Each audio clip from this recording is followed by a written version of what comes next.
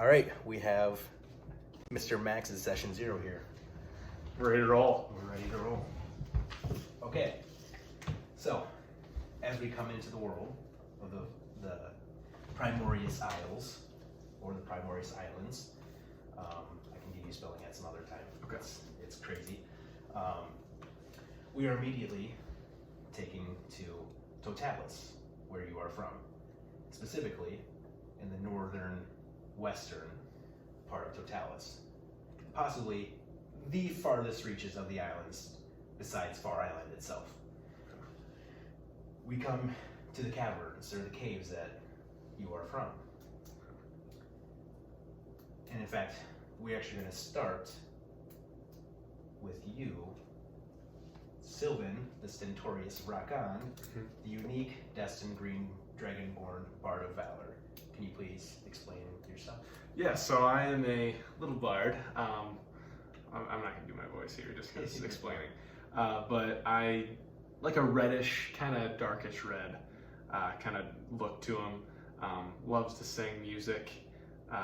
Wears a couple of rings on his fingers. He likes to have a little cigar in his mouth when he has some on hand. And yeah, he loves to strum his goddamn lute. Yeah. And he also has some skill. He has a little bit of background with sword fighting, but he's kind of picked a different route. Okay. Would you describe him as a good character or a bad character? He is, I consider him to be good, yes. Good. Okay. So he looks out for the good just because, like, with his history, he doesn't like how that necessarily went. So he is good, but he's also kind of swaying, between that lawful and not and chaotic. He is in the middle of neutral. So he is neutral good. Cool. Okay. I won't specify where we're actually in the world right now. Okay. But let's just say, as we start here, you have a dream immediately of being forced into training by your father, Lord Laxos. And immediately, we're going to have you roll your stats before I make you do the first check. Okay. Do you want to put music on? Yep. Should I do it? You want me to do it in the middle, or can I do it right here? Bring your, if you want to use a tray or anything I'll like do this that, one right here. put it here. I'll so just, we can all honestly, I'll just It's bring loud. it here. Is it loud? Yeah. Okay. Oh yeah. Okay. Here, god damn it. Okay, it's not bad. You know I'm rerolling. So I can reroll one, So right? what I would do So it was a 1. is, Or can I roll them all? so that would be 12 from there. So that's 12 total. And I would say you would know that it's a 6-5, and then we'll say it's 2 1s. So, should I write that So I down? was just I saying, can keep track of those. Yeah, if you want to. So I can choose at the end. So at the end, you can choose, and we're going to keep note of the rolls. So like, this is my 3 rolls, and then I can choose to reroll this one. You can choose to re-roll this one. Oh, to that get it one. higher than that. Higher to get that one. Yeah. Okay. So you can just write 6-5. We'll write the 3 highest, and then that way you can re-roll the last one. So 4, 4, 4, 2. 12. 2, 2. So 2, 2, 5, 4. So 5. There we go. 6, 6, 2, 1. Shit. 4, 4, 2, 1. Come on, give me a big one. Okay. 6, 2, 2, 2. Yeah. Okay. Other thing that I forgot to mention, we do have. Do you remember? Did we write down the medial number? It was 65. 65. Yeah. Okay. So to add them when up. it comes to all of these, if it is over a certain number, totally fine. Okay. But if it is under a number, we will also let you re-roll something to get to that number. To get to But that number. if your numbers add up to 65 right away, unfortunately you have to keep them. Keep them? Yeah. Alright. So I get to choose them. So if you want to, so I'm real. I will. So this one is 12 right now. 12. 12. 12. That one's 11. 11. That one is. Oh, 14. 14. So as of right now, these are the numbers. That one's 10. 10. 10. 10 again. So you get to choose 3 of them, and only 3. Okay, I'm gonna do the top one first. Shit. So ones are always rerolled because it's Okay. already. Oh, 6! There you go. Alright, so that'll go. 17. Yep. Yeah. There you I'm happy with that. Okay, these ones are always rerolled. And that's another homebrew rule for everybody that's going to know. We do roll every level. We do not take the median. Okay, you're going to But reroll. once again, ones do not count. Even if you keep rolling ones. For your health. For my health and Yeah. stuff. Okay. Okay, then I gotta do this one, I think. Yeah, I'm trying to go. Yep. 3. It's not that, So I went up to 15. So 15. So you get one more to reroll. I mean, I have to reroll a 2. And the thing is, you don't necessarily have to. I think this one, right? Because I get highest. It's 11, so I can increase it to. Come on, give me a 6. Oh, There baby! you go. Ah! Yeah, so this one you said? Or this one? This one right here. So that'll go up to a 15 again, because it should increase by 4. Okay. So those are your numbers. There you go. Just now you can take that. So I can take this? You can write it on your sheet too. And we can give you time to fill that. Yeah, because I'll have to take a little time and think about where I want these points.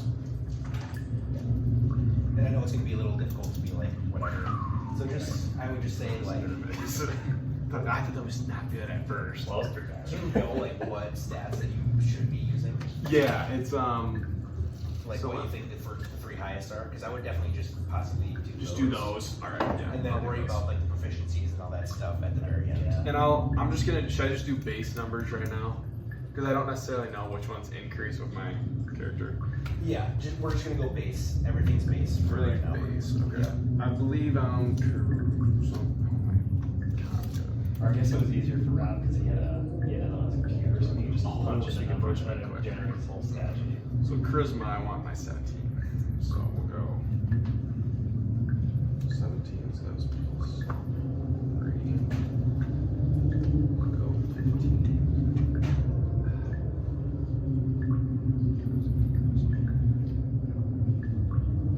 Oh, you need to get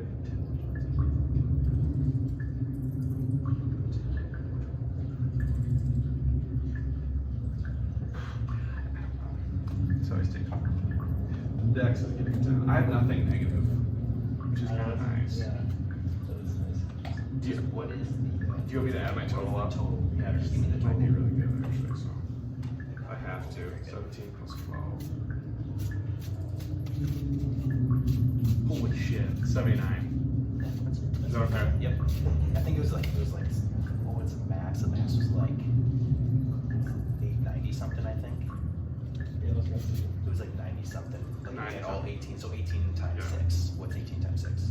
I was like 1 Yeah, yeah. If you had like that high, I would have been like, oh, Okay, yeah. like Because that's do you care? ridiculous. Do you mind it? I mean, you don't care if I have any negatives, do you? Yeah, it's 108. So just take What's those. Like have any negatives? Well, you don't have any negatives. I don't have any. That's why I Yeah, didn't know. no, you Wanted to just make you one. rolled well and well enough. Not very good stairs.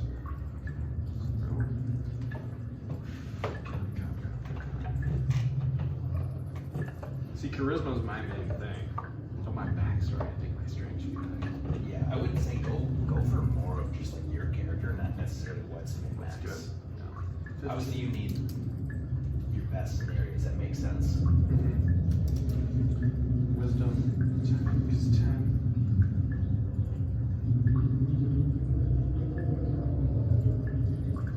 Yeah, that makes sense. Wisdom, I think, with my character would not be good.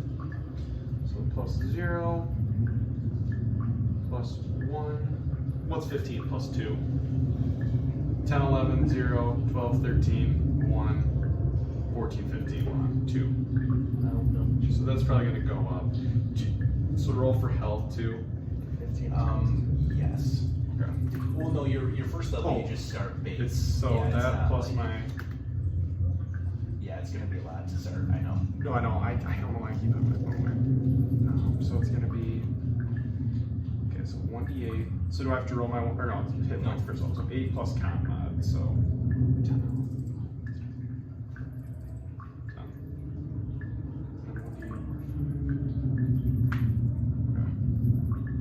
I get 3 music. That's just my choice. I guess I have the drum, the flute, and the lute. Yeah.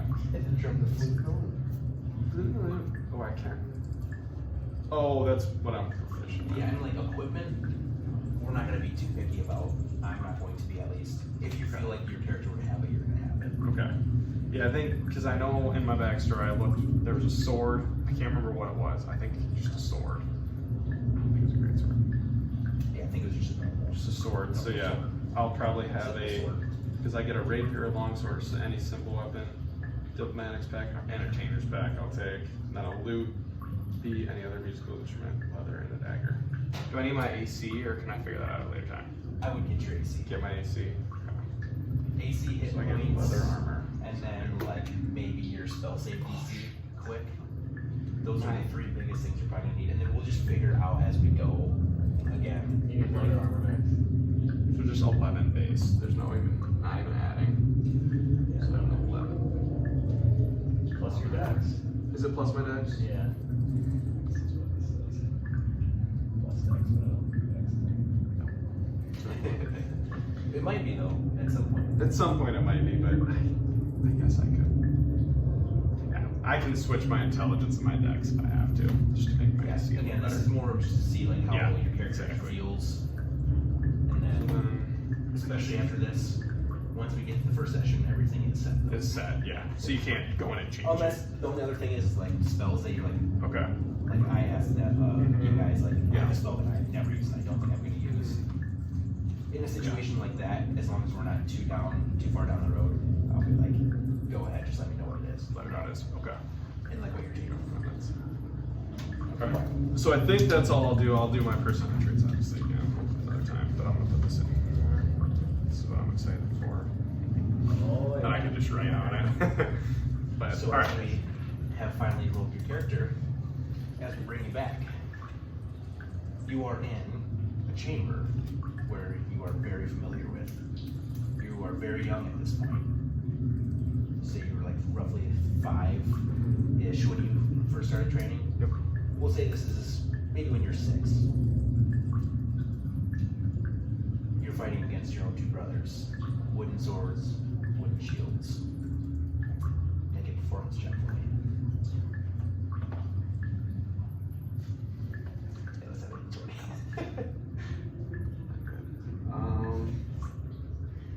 So a 8. An 8. Okay.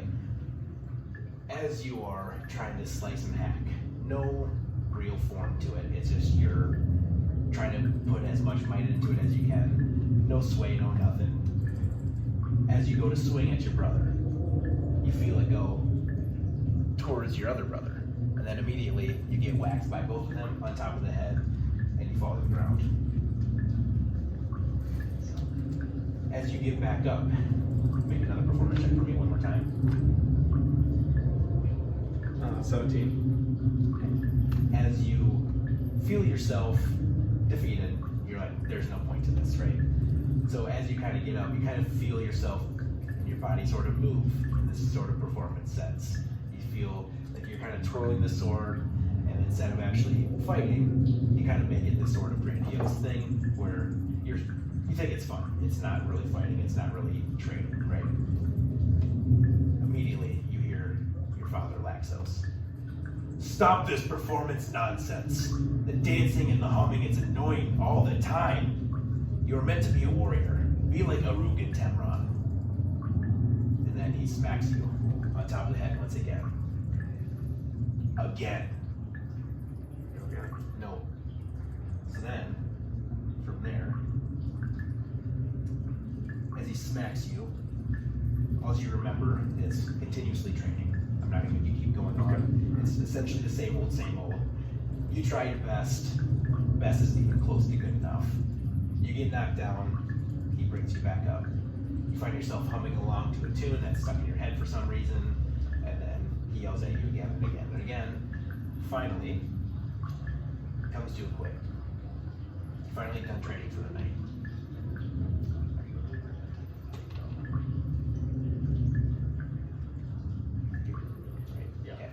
So, finally, when you get done training, your brother approaches you. So as he's kind of like walking by, he's gonna kind of shoulder tap and kind of pop Sylvin. Is this a Rook? Yep, this is You'll never amount to be still. That's not right, brother. Put him in. much don't belong on the battlefield. Just, I'm not full grown like you are yet, brother. Just wait until I'm fully grown. I was twice your size and your age. You'll never be ready. I don't know Stop about that humming. It's alright, huh? Would you like to You go again? disgraced father. Soon enough, you'll disgrace all of us. Oh, if that's the case. I don't know why am I training then? What else is there to do here, Syl? There's nothing else for us. This is all we know. I don't know. Can you help me? Can you help me get better? Is there any way? Syl, what have we been doing for the past year? We've been trying to get you caught up to us, but you failed to listen. You failed to learn. And it's a waste of effort on everyone's end. Well, everybody's just so hard on me. Why can't I have my own style? Everybody fights a little differently. With that, I'm gonna have you both maybe contest an athletics check. Okay. And I'm gonna take over just for a sec. Yeah. 17. Nat 20. Wow, okay. So as you guys have this conversation, Aruk, out of happenstance, he's the oldest. He takes your shield from you, rips it away, throws it to the ground, and pushes you down to the ground. As you stand up, fighting back any sort of emotions to either hit him back or just to start crying or to do whatever you feel. As you scan the room, silence kind of creeps in. Something you do not like. That's why the humming always happens. You see up to this balcony, and this is sort of like Cavendish Pit, where you guys usually train. There's a balcony up on top. Where's your home? And you see your mother, Nala. She's been overseeing the whole time. You kind of see this sympathetic, this sort of sorry expression on her face as she looks at you. As you're walking out, Aruk stays back and starts training again with none other than your father. As you're walking out, you hear footsteps behind you quickly. As you turn a corner, Temrod stops you. Keep your head up, brother. He cares, he's competitive. Even though you are smaller, that just means you have to work a little bit harder, okay? Daddy's tough, but he wants the best for his kid. Plus, I like the unexpected. It makes me a little bit better, too. Sometimes an underdog can make its way here. But if you do fucking tell anybody about this, I won't treat you nicely. And he walks back into the room again without letting you say anything. I'll continue walking. Okay. After a bit of time, this dream or this hazy or this trance or this daydream or whatever you're having right now, wherever you're at right now, it kind of gets a little muddled and it kind of feels like you skip a little bit of time and then you walk to your room and you're holding the lute. And as you touch it, you feel like this sort of like, almost like you can, it's almost inaudible, but it's like a faint creaking within the wood of the lute. And it's like almost like this sort of vibration to it. And it's, again, almost indiscernible. It's like, it's so minute that it's like, if you weren't paying attention and in this moment right now, you probably wouldn't have noticed. But can you please describe to us what happened that first time you picked up that lute? So the first time I picked up the lute, I kind of sat down, and it's after my sister was taken by some people that I don't know who they were, and my brother was also taken that day. And so but when I left, I stayed hidden when they were getting taken. I didn't intervene, and so I walked out on this big tree. You know, it was like a platform we used to play up there. And after they were gone and my siblings were gone, I walked out and the lute was left behind. And I grabbed it. I went back home. And when I sat down, I kind of like, I always knew, that performance was something that I liked and I enjoyed doing. But I just never thought, like, because my sister used to play this, it was her lute, obviously. But I never really gave it a shot because of my father. I didn't think it was something he would appreciate. And I always tried to impress him, but could never do so. And that first time I played that lute, I was in my room and I decided to strum the chords. And the first time I strummed that lute, there was magical energy that shot from this lute. And I didn't know that was possible. That's something that wasn't within our tribe. It wasn't it was kind of looked down upon. But when I played that, obviously my sister, Yalri, she played it, but it wasn't magical. But when I touched that, I had something within me that I didn't know I had. And I strummed that thing and this magical burst kind of shot, and that's when I kind of ran to everybody trying to show them what I could do. But I kind of showed my mom, she was excited, but then my father was not. And then what did this sort of magic look like? Did it just kind of feel like a stream of it was kind of the colors, or more of a stream of colors, almost as if I haven't really figured out what my so-called, color of magic would be, He's got Go ads. ahead. He's got an ad. No, they had Keep going. no Dean, but so I kind of strummed it, and it really was just kind of all these colors, and it kind of kept changing.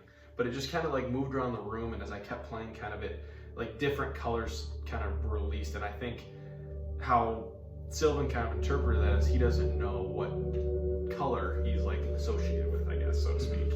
And so that's where him kind of learning and progressing throughout, learning to play this lute, that's something he would have to figure out.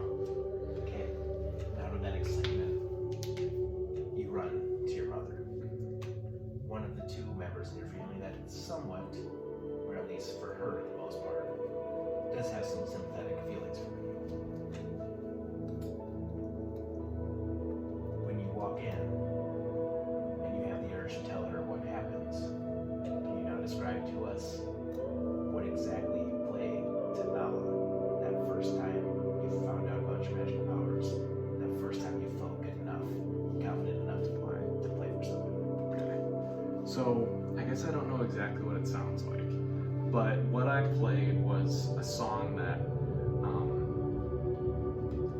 my Yalri, my sister, her favorite tune that she liked to play. And that's the first thing I ran, and that's the first thing I played. And I don't exactly know what that sounds like in my head, but her playing that song and the memories I had of her, that's what kind of stuck and what I thought would be something to play at first. Do you think this song or this strumming was more upbeat, more somber? It was more somber, Okay. slow, kind of slow paced, a nice majestic kind of, just sounds good, but not I'm not just ripping on it, it's just kind of I don't know what a lute sounds, but yeah. Okay.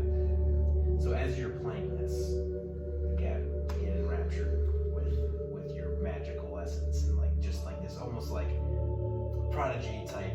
You picked up a lute and you sound good, and you just can't understand it at the moment. At least in this moment, you didn't. And unfortunately, like always when music happens in your home, your father runs in.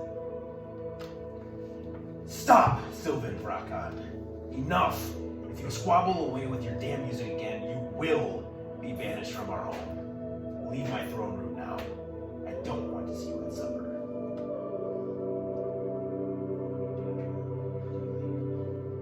I want to just...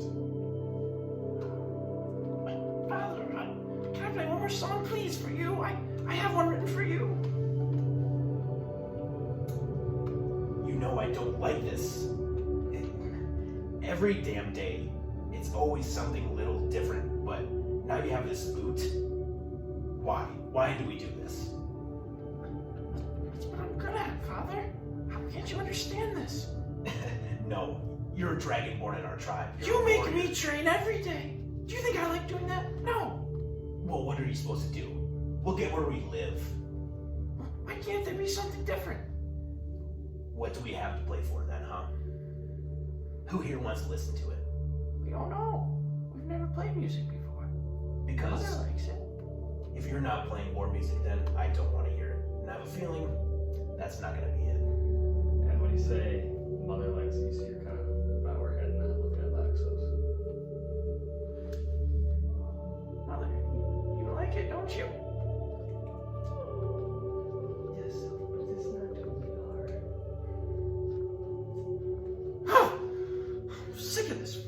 I want to take my sword out of my belt, and I want to throw it at the foot of my father's feet, and I want to storm out of the room. Sylvin. After you start running out, you do hear a few little extra words that novices to access. Lexus, he's only 5. Besides, I don't mind the singing because it's still, hearing and seeing the battles of swords and shields. He's your son too, after all. That's the last words you hear. Now, as we know, through your backstory, that night you run away. What path do you take? Do you take the same one that you normally go? Or do you... My same way of sneaking out, that's how I do it. However I do it, that's what I do, that same path. So as you quickly gather up all your things, you're rushing and you're grabbing everything that you feel like you're gonna need, and your adrenaline is just pumping. You feel the boom, boom, boom, boom through your whole body. This is my pendant knife. I got it. This is your touch. Dang it. That's hilarious. And for a second, as you're weaving through the tunnels, escaping, passing through guards, those same little paths that you take, so that way no one knows where you're going. Your vision sometimes gets a little blurry as sweat kind of drips down your face, and all of these emotions that kind of get you riled up a little bit. All of that just anxiety, that stress that is happening just within this little moment. You hear a whisper. And it almost makes you stop. You recognize it, but you don't recognize it. It's just a whisper, and it sounds like your mother, it sounds like your father, it sounds like your brothers, it sounds like something you don't know, a voice you've never heard. And then you push on. You get out of this cave, out of your home. You travel on a little bit through the night, just like the night where your brother and sister were taken. Right as all the adrenaline wears off, and your vision gets a little bit more clear, you are now at the base of the tree. Is there anything that you want to do in this moment? I'll climb it. Climb it? Mm-hmm. Okay. As you climb it, I'm going to have you give me an athletics check. Might be weighted. 17. Okay. Totally. It was low DC anyways. Okay. As you're climbing to the very top of the tree, now make a perception check. 13. Okay. Being on top of this tree many times, mostly at night. At this point, it's dusk-ish. It's a little past dusk, though. It's getting later. Night, full night, dark skies are about to be out. As you feel the hot air in Dallas, the barren wasteland kind of catching your breath. You see volcanoes off in the distance. You see the desert like barely out of your vision, or just barely out of your vision. Look who it is. It's Doris. Doris, how's it going? As it is a place that is very barren. You can see for a long while, you can see two large lakes that you are familiar with. I won't get into details until we get to the cave. As you get there, you decide the direction that you need to go. It's obviously south. It's about the only place you can go inside of where you're from. So as you travel south, first couple days travel, nothing too crazy. Don't really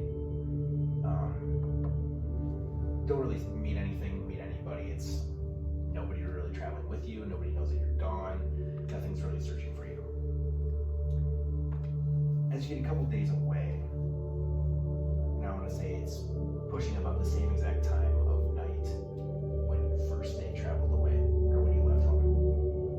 Make a perception check. 2. 2. Okay.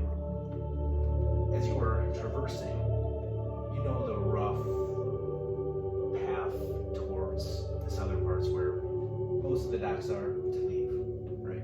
But you also know where the nearest like town or city is, which is right by the lakes. As you feel and having to hop over these little cracks in the earth where lava kind of runs through, don't really catch a glimpse of anything until you hear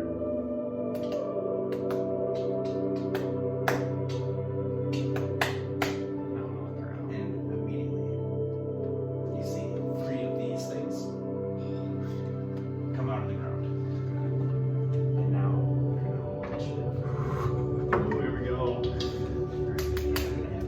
So, you look up the stats quick because that's one thing I totally forgot. What are these things called? Grix, Grix. Okay.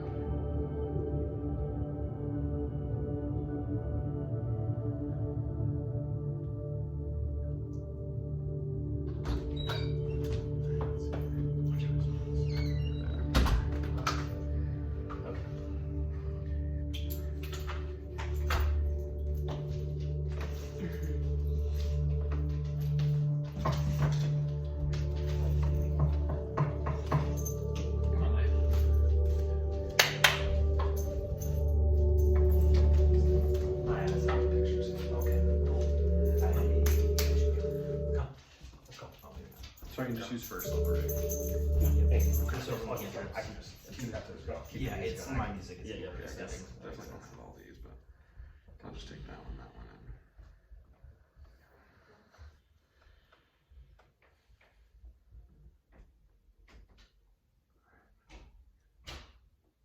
and Ooh, this could be At Domino's, you can get more. Damn ads, dude. Every time I want to change it. They're rampant.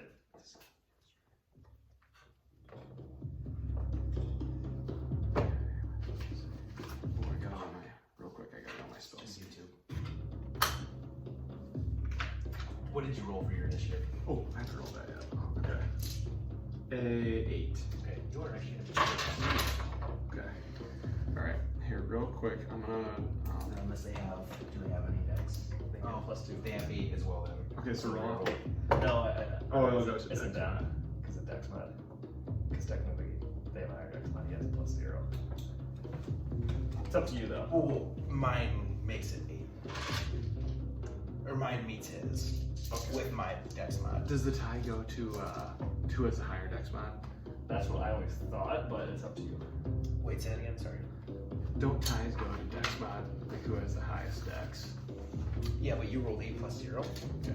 Mine was 6 plus 2. 2, okay. So it made it 8. So just roll. Total. Yeah, so it's not like, yeah, I think you reroll. Reroll, okay, I got a 5. Okay, so then I'll go first. They rolled a 10. So how close They are, rolled an 8, so yeah. now Yep. 8 plus 2, but it's Gotcha, just, gotcha. it's Mhm. free rolls, like it's Yeah. rolls. Okay, so we're gonna go So my spell save DC is 8. I have a 0 proficiency, I think. to 3. Okay, those are the 3. I guess if you wanted to play, you can play them. Oh, play these guys? Yeah, sure. Why not? Or I can take one and you can take the other 2. True. Yep. Oh, How much you guys have are you getting got? your ass kicked. They have. So I got 10, 13. What? I don't know if I'm gonna win. It's okay. It's okay. Okay. Okay, so are all 3 of them gonna go first? All 3 of them will go first. Okay. What's their speed? So their speed is 30. Okay. I would say this one does not make it to you, but these Okay. 2 get close in. Okay. So they will make.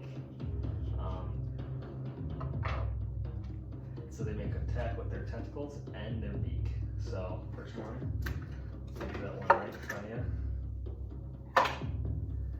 Does a 17 hit? Yes. Okay. So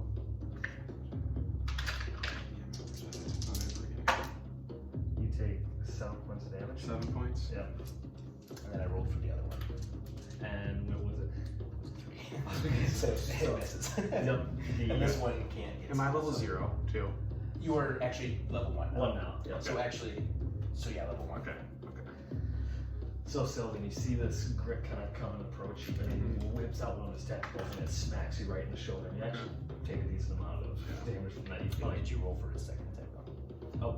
I thought. I would say just Well, this was for the other guy. Oh, for the other So guy. I'm just Okay, gonna say, okay. let's give him just one attack. Okay. So just that first one. Okay. And then mine. So then now that's just both attacks for both of them. And so then You know what I mean? yep. So they only get one attack. Oh, That's what I'm okay. saying. Just let's not give them both. I know that. Okay, so they do get multi. Okay, but Let's just say just say one. multi attack. Okay, Just say they okay. only got one. Just because. Yep, yep. The sense of this. I get that. Okay. So yeah, you just see one lash its tentacle out at you and it smacks you and you take it to the chest. And then you said the other one missed. And the other one missed. And so the other one right behind you, you see a tentacle come right over your face, but it misses. And so So now it is it's your turn. Okay. I don't know what I can do here. Shit, I should have used that. Alright, I'm gonna cast Bane.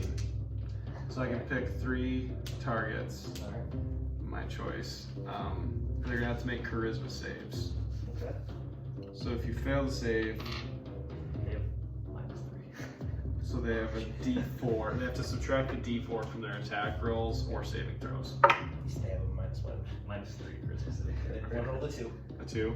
Okay. And you roll for the other 2. One rolled a 3. Okay. And the last one rolled 1. Holy shit. Okay, so they're all Bane. Okay. So whenever a target fails a saving throw, minus a D4 for every attack and saving throw, right? yep. So you roll a D. So whatever you roll, subtract a D4 from it. Damn, is that concentration? Yeah. Yeah, that's a good spell though. Oh, I like Level it. 1. It's level 1. Yeah. Damn. Okay. I gotta start doing some damage. So, Porgy, if you want to go first, I believe it's our turn again. I think that's. Yeah. Is that all your turn, right? It's not a bonus action. No, that's my turn. Okay, so. Or actually, I'm gonna Can you use healing word on yourself? Yes. Okay, I'm gonna use that as a bonus action. I'm gonna heal.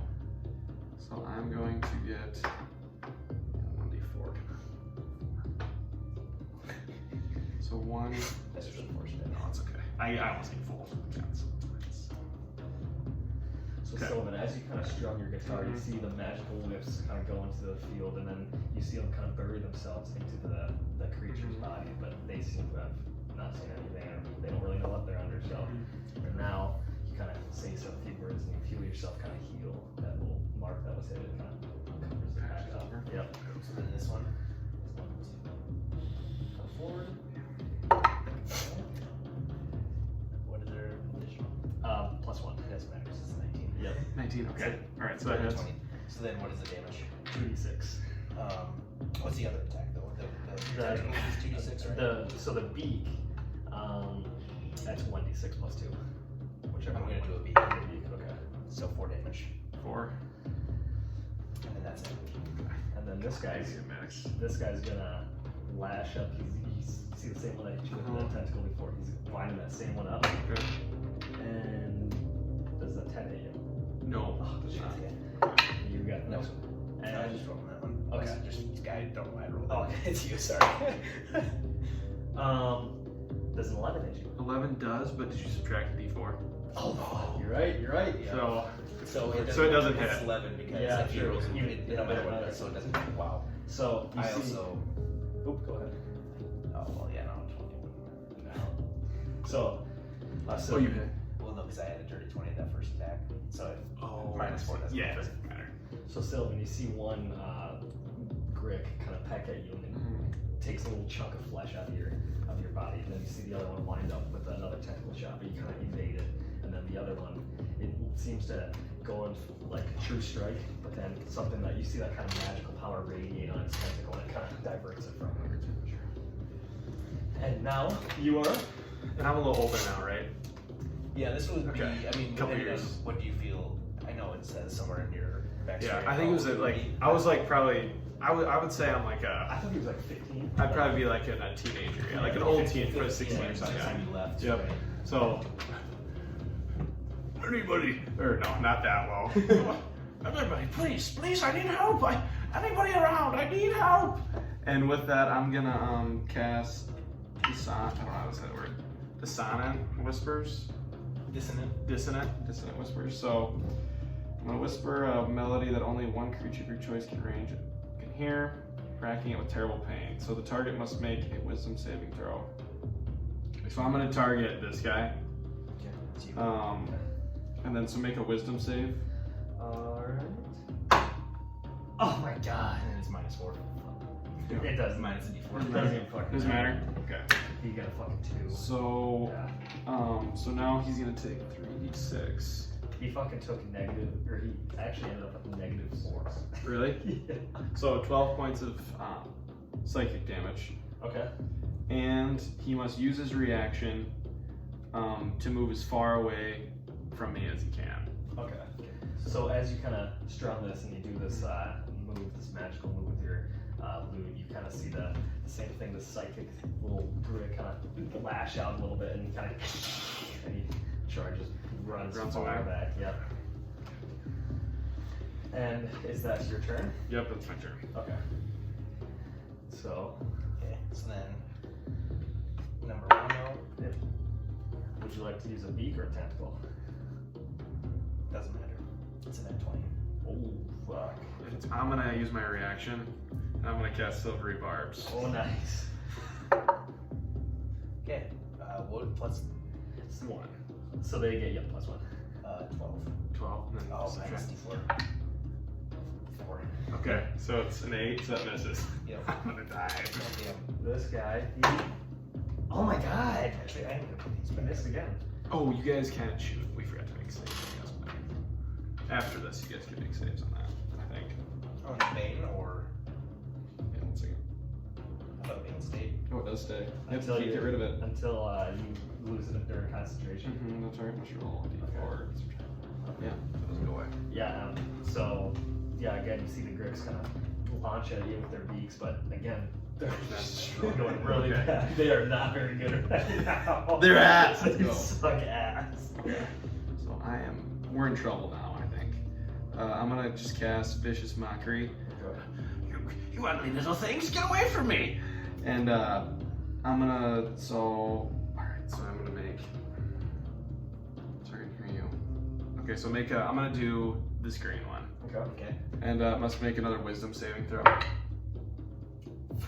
4 4. plus or minus something. So it takes The wisdom +2. 2 damage, and then you get disadvantage on the next attack roll. Okay. So. So we're gonna say this one's running off, Sylvan. So we'll just replace it with that D4 degree. Okay, alright. Mitch are playing. So then is that your turn? Well, is it just for that round it runs away, or is that Yeah, it always it's gonna continue? Because it could technically come back. Come back, yeah. Oh, so it might be able to come back. I think it just uses its reaction to run away. Ah, I see. Okay.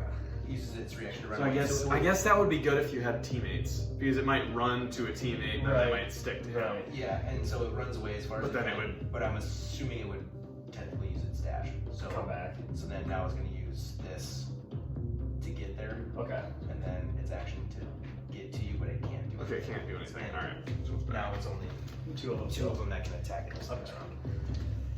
So what? So is that your end of your Turn. Yeah, Vicious Mockery, yeah. Okay. So just one wisdom save. The green one. Yep. Okay, this is So then this guy will launch a tentacle at you. Let me roll the fucking 4. Oh, an 11. Yeah, that I was hits. gonna say. Damn it. Alright. So again, he, one of them kind of lunges at you again, but you can see this one is impaired somehow. Not really sure what he's doing out there, but then the other one launches a tentacle at you, and it makes solid contact with your back, and you launch forward, screaming out in pain. And you take Not that. 2 damage. Literally 2 ones. Alright. 2 damage. and I'm not shitting. 2 damage? 2 freaking ones. Actually, I will. Let's go.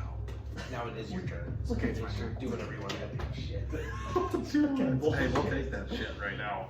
I'm out of first level spells. I'm going to. There's no way.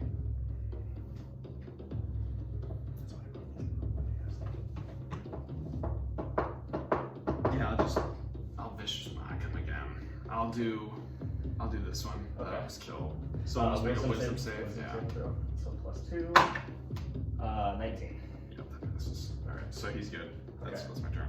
Okay. As Hello, Maddie. hello. Hello. You joining Nerd Night here with us, or? I don't know. Reed told me he wasn't allowed down. Yeah, unfortunately. We shouldn't be, hopefully not too much longer. No. Okay. As you are getting surrounded again by these three creatures, you see and hear coming in your direction a carriage. Okay. Soft top carriage, like the old kind of like Oregon Trail type ones, like it's got the cover on the top. And you see one small, and they're close enough that you can see this, one small halfling. Okay. And he flips the coin in the air, and then you see one big orc Okay. All right. on the side. And he goes, well, actually, he did like this. And he goes, I would move out of the way real quick. And so, Move. so I'm gonna dodge off to the side. And as you do that, at the same exact moment, the Grick moves towards you, and with one swift swoop through all three of them, you see this guy with the big battle axe come right through the middle of all three and cleave them all in half. So then you see it go off a little distance, make a U-turn towards you, and then as it comes back towards you, you see him, well actually, yeah, he'd come on this side of you again. And he says, might as well get up on board, because look behind you. And as you take a look over, you see like 7 more of them. Okay. Yeah, I want to get on board. I want to cut on right away. Okay, so then, as they're running through, they just drive all over them. Okay. And they kill them all. They Okay. just get this rocking. See ya! Okay. So yeah. Nicely done there, Thunder. Well, Benji, you know what? If somebody needs help, might as well do it. Actually, it was kind of a coincidence. Who are you, by the way? Well, my name is Sylvin the Stentorious. Sylvin the Stentorious. Yes, that's my name. It's a proper name. It really is. What does that mean? I believe it means somebody who's loud and powerful. I believe if I remember correctly, yes. Well, you definitely had to make a loud noise for snaky things. Obviously. Yes, I was trying to keep them away, but it was quite difficult. Say, is that a lute I see?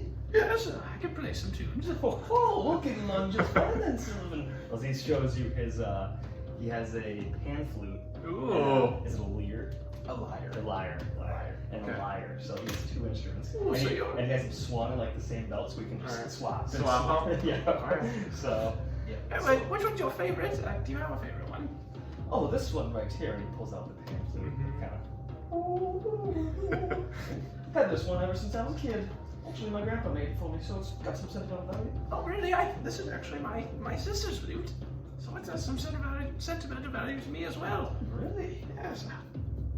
I'm still kind of learning how to play, but Say, is that your first instrument then? yes, it is.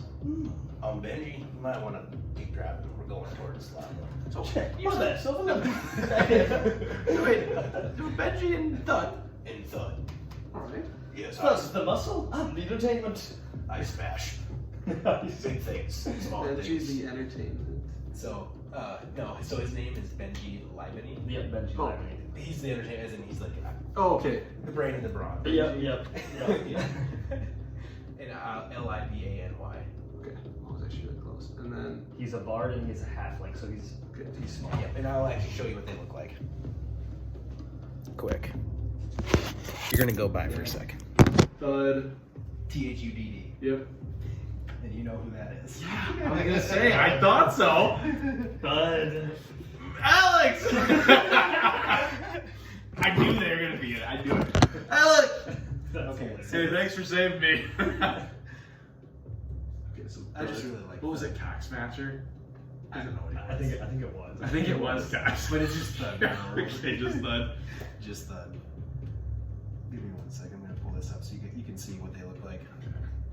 Maybe if my computer's gonna work, I don't know if it will. Do you have your hotspot? I can try. Yep. So what brings you guys through here?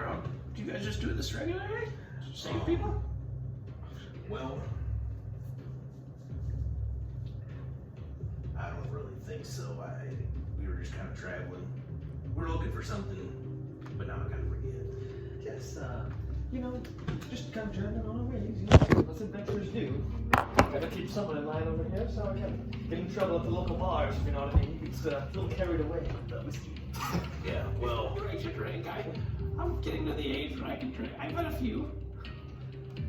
Had a few beers before, Sylvin. Yes, I have. Not too many, but I've had a couple. Got a man of similar stature. It doesn't take much, so it's a cheap tab, am I right? Yes, I have yet to stop performing, I guess. Yes, I have not done that yet. But I'm hoping to someday become a performer. I think maybe that'd be kind of fun. Say, you want to perform? Yes. Well, I have some history of performing. What's the history? 1, 2, 3, 4, 5, 6, 7, 8. Do you have any tips for me? I'm not really sure where to start with this. Oh, did you get it? Yours didn't show, but it has reads. Okay, I just tapped it again. I tried again. I'm just trying to show somebody one little thing. I do have Benji Max that you can look at real quick. Okay. I do have, I can show you Benji. Oh, it's not showing yours or whatever. So this is what Benji looks like.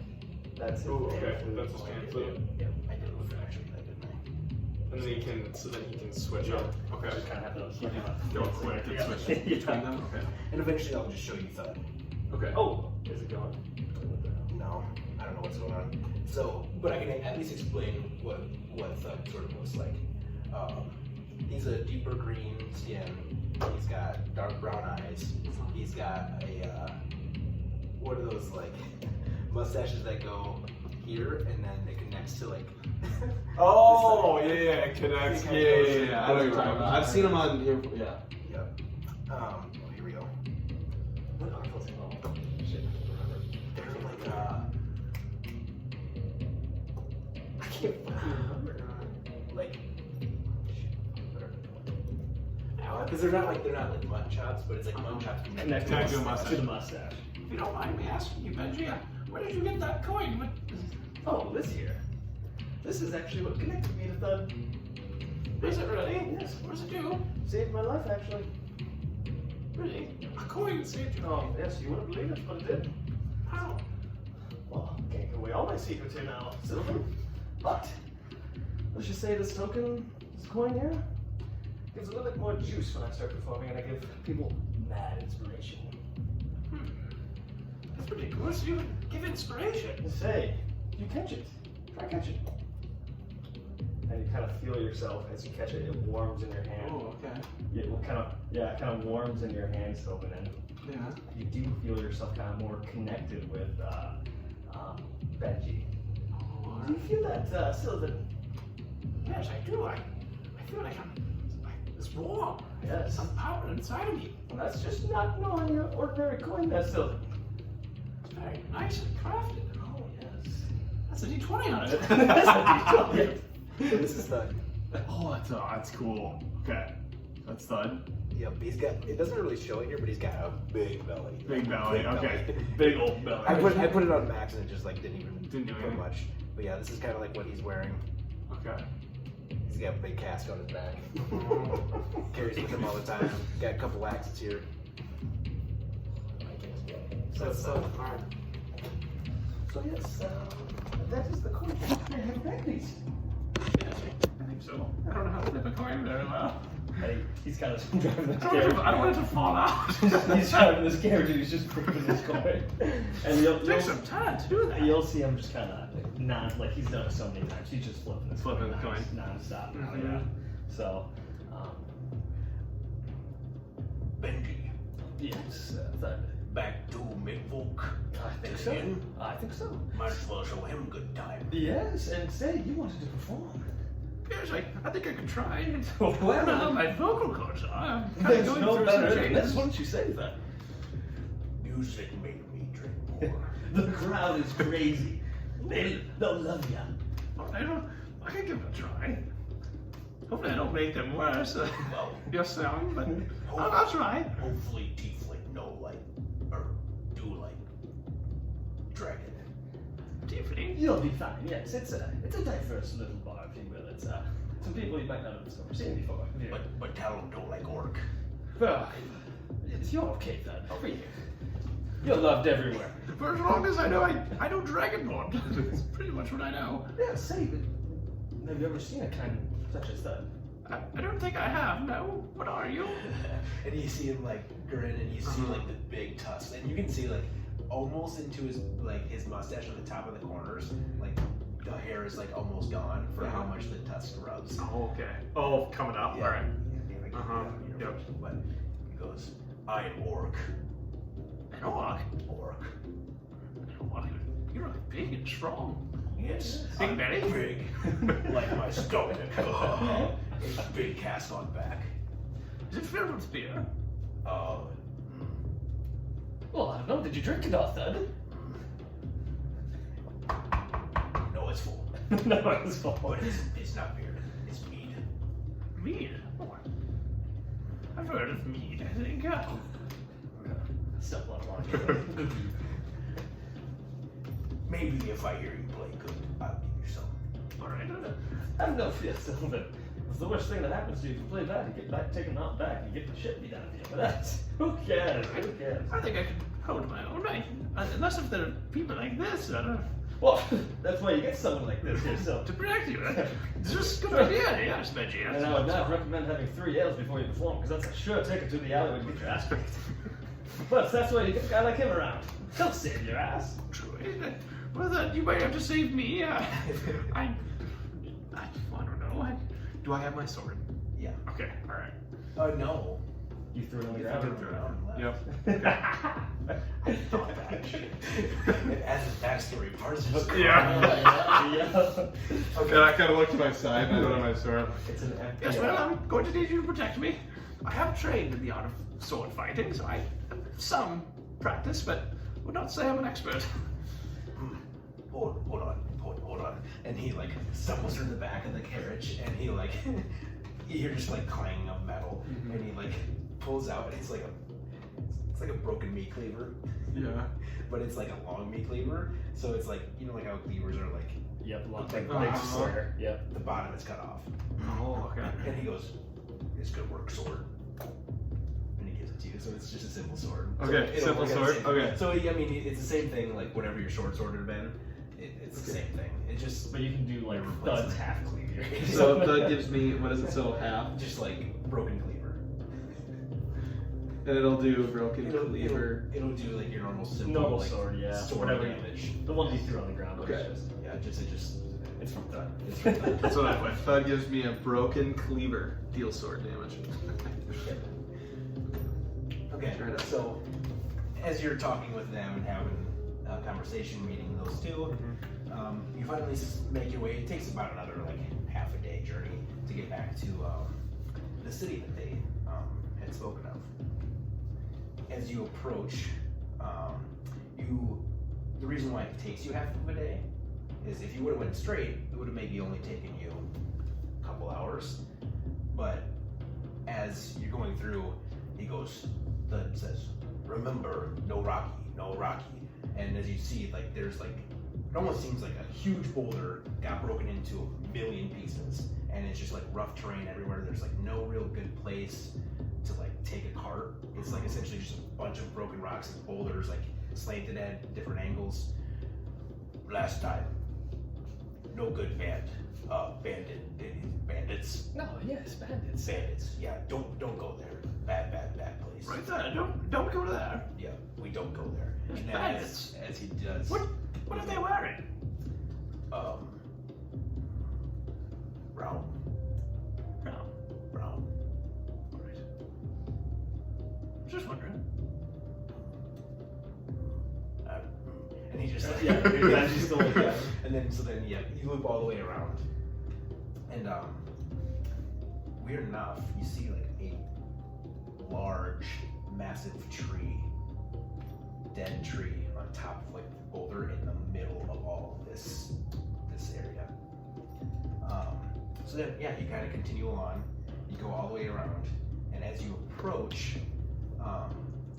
what is essentially a canal, where the two, or not necessarily a canal, or just kind of like a little piece of land where the two lakes are, and that's the only place you can get through the middle of the island towards the civilization, towards the lake, or towards the ends. You do notice, and you've noticed this. You at least heard of both of these lakes. The Sleeping Lake would be the one on the left, but it is the right eye, or the right lake. But it's your left, but it's technically the right. Okay.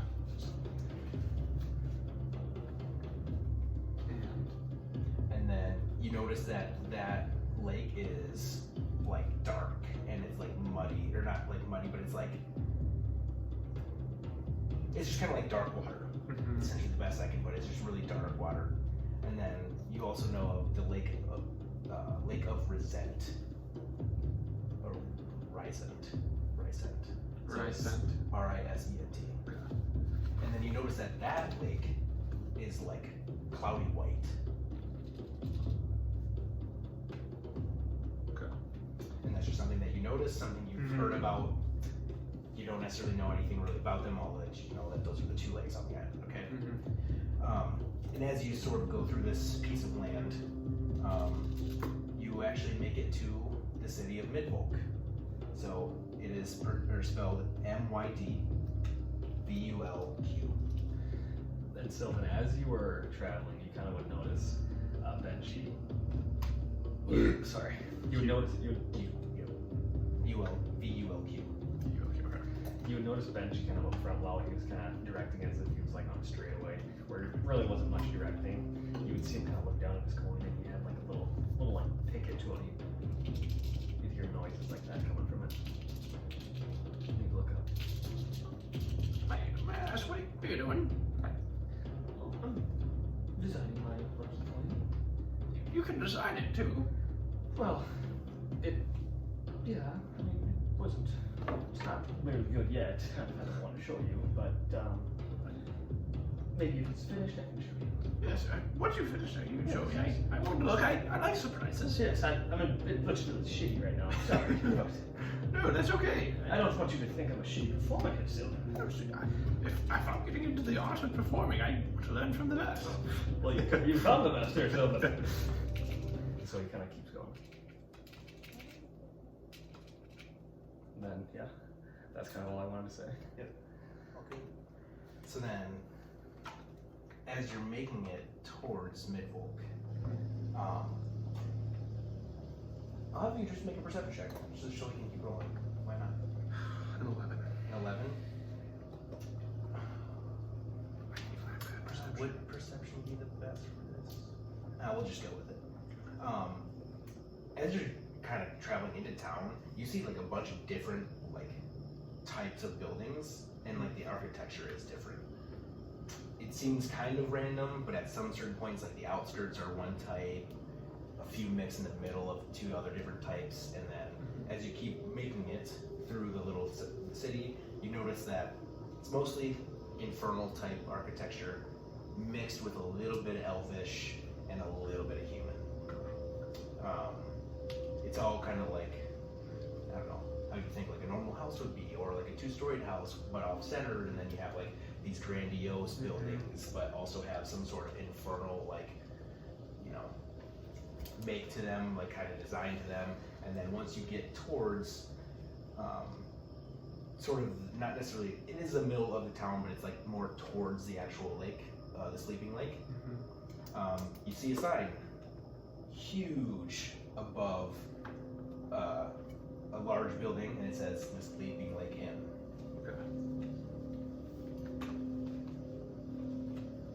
And as you approach,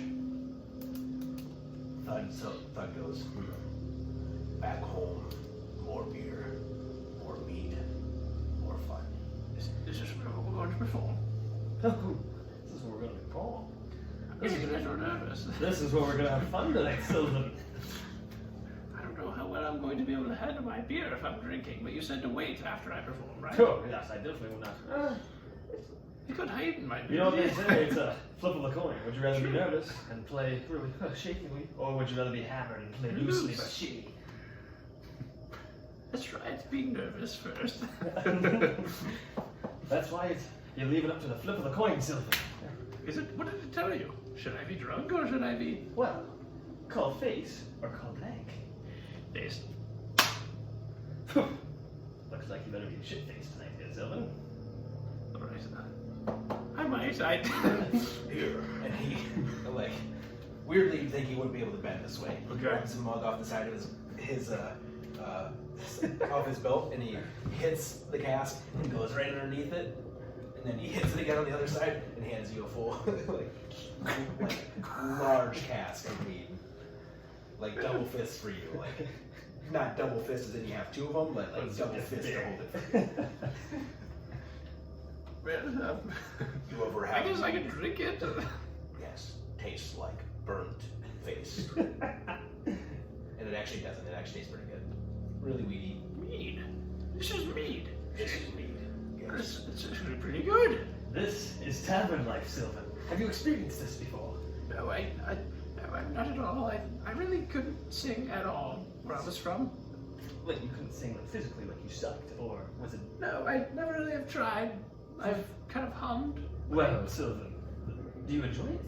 So that's I what think I'm I saying. do, yes. I think I'll enjoy it. I think I have a good beat. Because all of that is welcome behind these walls here. Well, that's good. I haven't experienced anything like this before, so it's going to be a new experience for me, but I think we can. It'll be exciting. And I wanna. Those are all kind of pre-gaming before the tavern. So can I try to finish? Can I try to finish it before we get there? Yep. I would make a con save, or... Yeah. Okay. Sure. 4. Yeah. So before you walk in, I wouldn't say like you're like hammered immediately, but it's definitely a feeling you have never felt before. It's a different type of like buzz. It's like it almost feels like you're kind of like groggy or like kind of slowed down, in the sense of like you feel like energy has been sapped, but you're wide awake still. Wide awake, So you're just still kind of like, and you kind of feel like a little bit of like bubbliness in the stomach. Well, I've never really felt anything like this before. So it's supposed to feel. My eyes feel a little funny. It's his That's first what- time. That's what happens. That's what happens when I drink full one. You're drinking all of that. Grab some because you actually hit the wrong side. Like this. I don't know if I've ever been. How? Are we the same height? You're pretty close. Okay, I was gonna say because I'm only 4'6", Yeah. so I'm pretty Like when we look at Thud, like we're like Looking we're up, like right. Thud is like 8'2". 8'2". Yeah, Okay. he's He's big. big because orcs are like bigger than that. Like we honestly probably go up to like his fucking cock. Like Do we really? Okay, so like half of him almost. yeah. Or he's I think I made him like 8, actually exactly 8. 8 feet. Okay. So he's tall. All right. Yeah. And he's like, his gut is like the size of big. Like if you stood on it on a sunny day, you'd catch some shade. You're going to give me some quite a little bit of shade. How tall you are? How did you grow so tall? Did you eat something? I never seemed to grow very tall. My brothers and everybody were tall, but I never really grew. Did you have a trick? Well, I drink a lot, eat a lot, grow big like tree. So I eat more.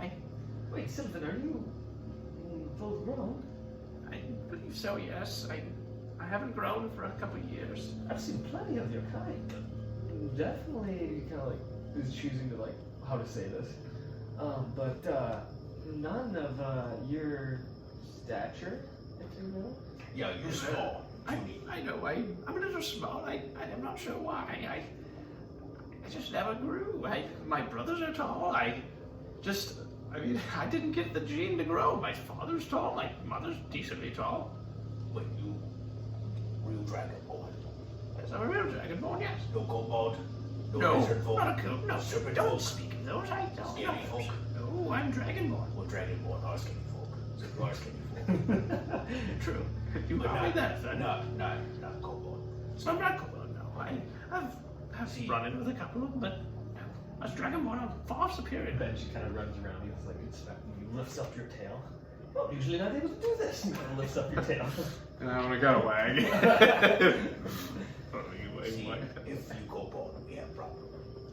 We are kobold. I'm not a kobold. I promise you I'm a dragonborn. Okay. That kills kobolds. Yes. Kobold, sneaky thingies, goblins, smash. You smash them? Well, that's good. I should believe. If they look anything like those little things that tried to kill me out there, hopefully you can leave him just as well. That has a knack for smashing, so. That's good. I see why you keep him around now. Oh, yes, he's great company. I can just latch onto his big knees and he can toss you. Yes. Oh, it's great. It's great. I can get on the other knee. That might make him a little immobile, but True, but Thud, when you're as sturdy as a trunk or a tree trunk, you can lay haymakers all over and they'll keep falling. I can get on his back too. Of course. I do have one question. Yes. I know that this meat is quite tasty. Right. Where's your glass, by the way? Oh, you have that. Oh, all right. He takes like 3 more off Okay. his belt. Oh, okay, he has them. Well, I've seen people around my tribe. They used to have these things that you smoked on. Oh, are you talking about the, what do they call them around here? Side of the pipes, per se? You know, you stuff some herb in there, you smoke it. You see how the royals doing it. Yes, I did. But there are shittier kinds. They are much less classy. You just roll it up in some linen and you smoke it like that. I don't want those. I don't think. You want the fancy kind. I maybe. Do you have those? Not around here, I don't think that.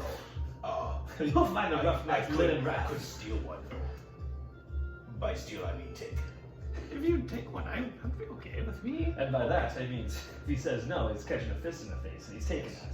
Well, I've always wanted to try one. I never have. So if you could get me one of those, it'd be kind of nice. No. I know I'm not asking. You saved me. You guys both saved me. But if you get one, And he like palms you on the top of the head, and he goes, lifts you up a little bit, or lifts you all the way up, and he goes, I got you on these. And then, thank you. Thank you. and then he like throws you kind of to the ground, not like forcefully to hurt you, but he like throws you to the ground, and he like just storms in. Storms in. Storms Okay. into the Alright. end. And would you like to follow? Yep. And Benji's kind of Follow prances that. right behind Thud. And as you get closer, you finally hear, it's not quite like this as you can hear now. It's soft music. As you kind of come in, the place isn't packed. At this time of day, it's probably about 3 or 4. Slowly get to the afternoon. It is a simple tavern. It is quite large, but it is pretty simple. And in fact, in like the back left corner, there's just like a bunch of different instruments hanging on the wall, and you have one person lightly playing, like just like kind of like a little drum beat, and you can kind of see like he kind of looks like he's kind of drunk, but at the same time he's also like got a pretty good beat going. He feels like he's in himself, not necessarily like trying to perform. Okay. Off to the right, there is a long bar, and you see a tiefling.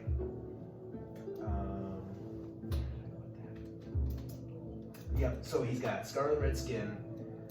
He's got these dark horns that start at the top towards his eyebrows, and they go curl all the way back pretty close to his head, and they wrap around close, kind of around the cerebellum, and then they come out around his ears. And kind of up towards his temples. He's got bright green eyes, and then looks 50s, roughly. Okay. Alright. And that is the guy behind the bar. And you see Thud immediately walk up, take his cask out, and set it on the ground on the table. And you see this fella kind of like look at him blankly. Really? You just left like 2 days ago. Alright. It's you, so I know what you need. And then you see him, the guy like heftily bring this big cask The big cask over. behind, and you see him filling it up. Now, Thud, where did you get this cask thing? Big what wood? The wooden thing, yes. Year old. Yes. Where would I mean, if I'm gonna get into this beer thing to grow, I feel like I should have one for myself. Well, we took. We borrowed. You borrowed one. We beat people up. Took.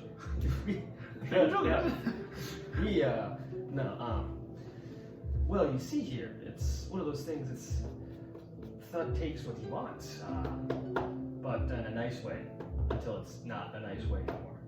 He'll ask for permission, but then, Garage, that's what it's called. Garage. We took You got it garage, from a carriage. and it was in there. And they wouldn't give it to you, so you had to beat them up. No, we just want carriage. Well, you wanted the carriage, and it came with it. yeah, it was Oh, I see, additional I play see, piece, yes. yeah. Well, that's good. So, there's something about a carriage, maybe. And as you No, I notice, know. before you got on, now you kind of think back on the side of the carriage, on the canvas. Definitely a lot nicer than what the Benji carriage Yeah, was. okay. You notice there's a symbol on it. Like, it's not big, but like there's like, you know, and it like Uh-huh. had like a couple letters under it in a language you probably don't know. Yeah, okay. Unless you know giant. No, I don't think I do. No. So unless I don't you do have giant, you wouldn't understand what it says. Okay. Yeah. We took. Now cask mine. Right on. Or cask. It'd be good to have beer around at all times. Oh yes, it definitely I is. feel like I'm becoming an alcoholic. Oh, this city will have the fuck of me something. Now, well, I have 1 gold. That's what I have. I would take a beer if you want to give me one. You have 1 gold. Yes. I get beer. That is All right. yeah. That's right. And he like goes and grabs his Well, cask thank you. again, or his big jug, and he sits down on a table.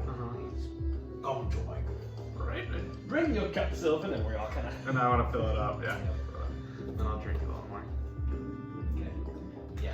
Thud is just like he already slapped like you see like he slapped like 30 gold, and he probably only needed to pay for like 10, but he slapped like 30 gold lot of down, and then like just got it filled up and brought it. Started drinking? Yeah. Alright. Well, I thank you, Thud, for getting us this. Or me, I should say. We're gonna say pass it on a little bit. Okay. As we're gonna have a little bit more conversation, you start to have the whole atmosphere of the bar starts to fill up as people kind of come from work.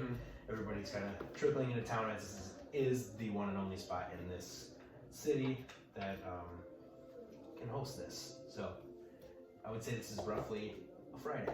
So it is a lot busier on this time of day, on this time of the week, and yeah, as you see people come in, we're gonna kind of keep talking. And you see that tiefling kind of makes his rounds. Now that he's kind of done, he kind of just like joins in. So the innkeeper comes around to you. Thud, how is the cast doing? You okay over here? And Thud kind of looks at him, kind of looks back, looks at him again. Oh, innkeeper, okay. And then just walks around. Benji, nice to see you again. Oh, it's a pleasure to see you, sir. Well, I would say you can't be in here, but He kind of looks at his beer. at the same time, Thud here, and he slaps Thud in the back, and like Thud like jolts up for a second, and then he goes, "Mm." And well, Thud kind of takes care of me, but you, I don't know if I know you. I'm new. This is my first time here. Oh, nice to meet you. I'm Talon. Talon, well, it's good to meet you. It's actually one of my first times really drinking mead. It's quite good. Did you make it yourself? Wait.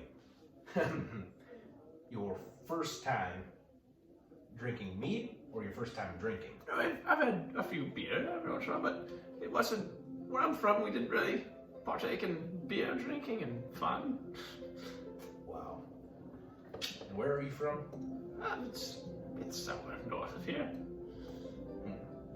Like Drakeel? Yes, maybe. Okay. Wasn't sure if you were familiar with that. Yeah, I know pretty much everything about this island. I've been here for a long time. Why? Always doing it. I don't like it. He's kind of. Well, now that I know you're new, I would like to say welcome. I usually don't talk this much. Well, Yes, my name is Sylvin also. Sorry, I didn't tell you that. Nice to meet you, Sil. Sylvan's gonna be performing here soon, aren't you, Sylvan? Yes, I will. Sorry, I forgot I was drunk. I think you should go now. And Now. we all, like this table kind of raises their glasses. Sylvan, All right. Sylvan, Sylvan, and then the bar kind of quiets down. And everyone looks at their table and Sylvan, Then as Sylvan. I'm assuming this is my time to go out there. Talon circles around. Go on, man. It's kind of like an open thing. Whoever wants to play can play. All right, well, I think I can make this work. Okay, so then, once again, we're going to ask you, as you approach the stage, I'm gonna actually make you make Constitution saving throw. Constitution First. 19. Okay, Nice, you're nice. good. You are drunk, you are buzzed, but it is at that point where if you have a few more smaller glasses, you might have to make another save. Okay. You're at that point where you're feeling good, but it's not making you too drunk. Alright. Okay. What do you play? Alright, so I kind of want to start. With that slow kind of tune, that kind of what I played for my mother, like that first time. So I kind of just want to start strumming the lute kind of slowly. Just kind of check. Okay. Just kind of get it warmed up. Oh, I should have kept that one. So 10. Okay. Alright. Well, everybody, this is going to be a song that I wrote. It's about a pissing god. I didn't write it. I've heard it. Sorry. I just saw it turn around. I'll give it a try. Pushing guard, some guy here, guys. It could be good. It might be kind of funny. We're gonna see. We'll see. Here we go. Oh, the pissing god. It's a common curse. Don't waste time. It's wet, and you need to burst. Squeeze it in. Hold on tight. It's gonna be a bloody long night. Hoy! And he kind of raises his beard. After the drink was over, she took out her glass eye, and he pulled out his pants and began to piss. He placed his you-know-what on the table, and everybody started to scream. But what did he do? He squeezed it in, and he held on tight. He kind of finishes it off. Perfect. It was a 10 DC. Okay. So everybody is just in the same boat as you. They can tell that you are drunk with some help with friends or new companions, whatever you want to call them, kind of cheering you on. Goes pretty well. Now, I'm going to have you roll Okay. 3d12. 3d12. 3d12. And add them up. 8 or 12. So 20. 23. You make 23 gold pieces during that little bit of time. So yeah, you see. So I have 23 gold. You see people kind of come up, and you're kind of on like a little mounted stage, and people are kind of flicking coins up at you. Well, thank you. I'm glad you guys liked it. It's my first time performing. And that Thud stands up, kind of wobbly-eyed. He kind of looks at you, blinks a couple times. All of a sudden, he feels like he's just completely fine. You see him kind of like shake, and then he walks over to a table. Thud. He walks over to a table, Benji kind of gets a little worried. and you see like a small little cask, like on somebody's table, and he grabs it, grabs some cigars off the table, and starts walking towards you. And he's like really happy. Here's my tip. This is for me. Yes. I did it. Wonderful. This is a great tip. Thank you. Thank you, Thud. Yes. How did you? I saw you. Did you ask those And people? you see Benji in the background, kind of like trying to like try to cool down the situation. Right. He's talking, but Thud, you guys are totally Okay. not involved in it. So is it empty? It is like Half full? a quarter full. Okay. Like it's almost gone. Yes, that we might need to look into getting. Now I'm not as big as you. I need to try to carry it on my shoulder if I'm gonna lug it around with me. Is there any sort of, I guess, is there a strap on it or no? No, I mean there would be like a little bit of rope on it, but that's just like it would like be attached to the top for a handle, so somebody can just like carry it. Okay. So it's kind of like So it's a rope, like like a a normal tie. bucket. Okay. Like All right. a normal bucket would have like kind of a handle, but this is just on the one side. This is wonderful. And so does it look like this? Yeah. Okay. All right. Yes, but There's a handle at the top. there's a handle on like the side. The side. Like, on one of these sides. Oh, okay. And All it's right. open, but also attached to that handle is like I'd be able to close it. Okay. That's how it's closed. So it doesn't. You could fix it to maybe look like that Okay. because like obviously yours has like the cork in the top, but like essentially like It's a normal like cask, and then if you tip it upright, you can take that handle or like the opening or the top of it, Yeah. and you can open it up like this, Okay. and the lid would like hang off to the side. Okay, Where alright. the rope is attached. Okay, perfect.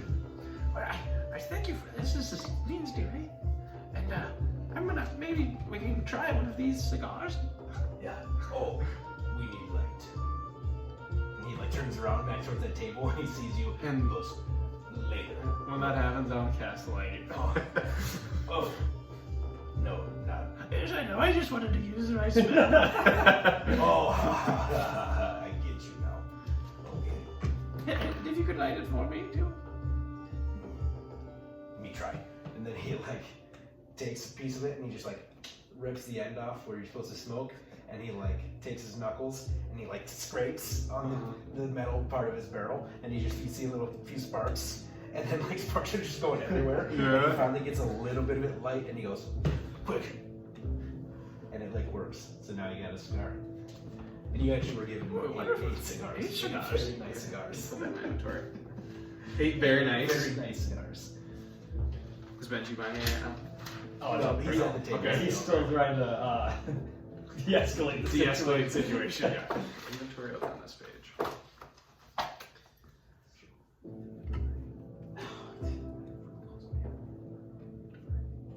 So 6. Or 8. So I have 7, Well, because one's in my mouth. 7 because one's Yep. in your mouth. Yep. 7. And I will say, nobody really, actually Thud secures the table closer to where you are playing. There's not really a stage, it's kind of like a corner where people just play from.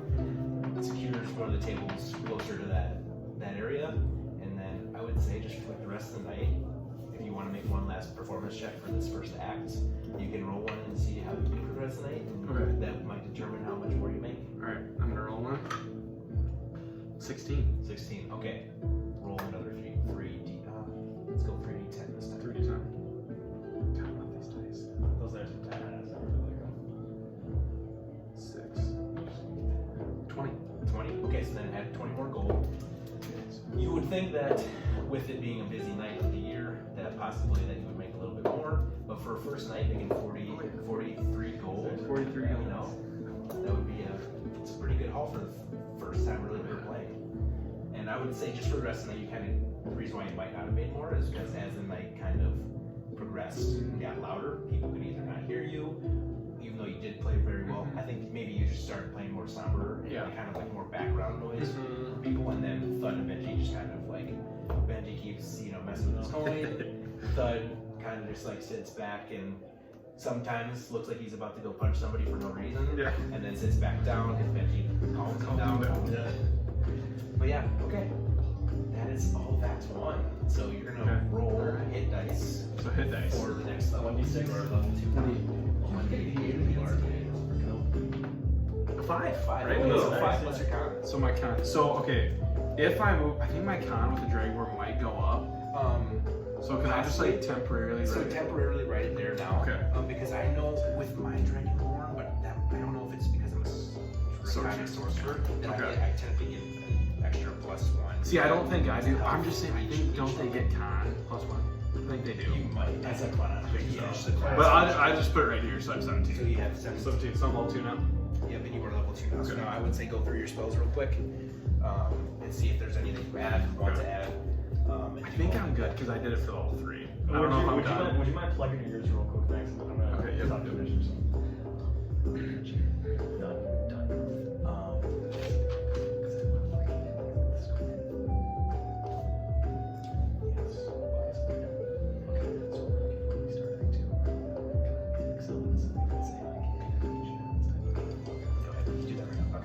Good enough. Yep. Yep. So quick before we technically end back to one. Okay.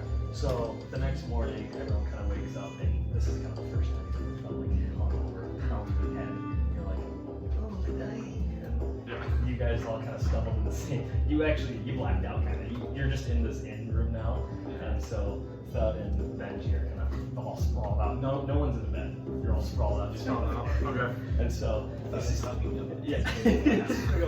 Using it as a pillow. Not even well, but I respect it. But so everyone kind of wakes up, you know, they kind of gather themselves to kind of talk about, relive the night a little bit, as this was kind of your first night in the actual inn.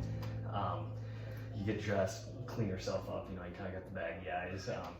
Anyways, you kind of make yourself down to the basement floor of the inn, kind of say your last few words, and then Benji and Thud actually kind of walk outside. Yeah. And Okay, I'll follow them. okay, you're gonna follow them. And so, as you kind of get outside, you kind of see the same carriage, and you see Benji kind of doing the same little thing. And you actually roll a perception check. Ooh, 12.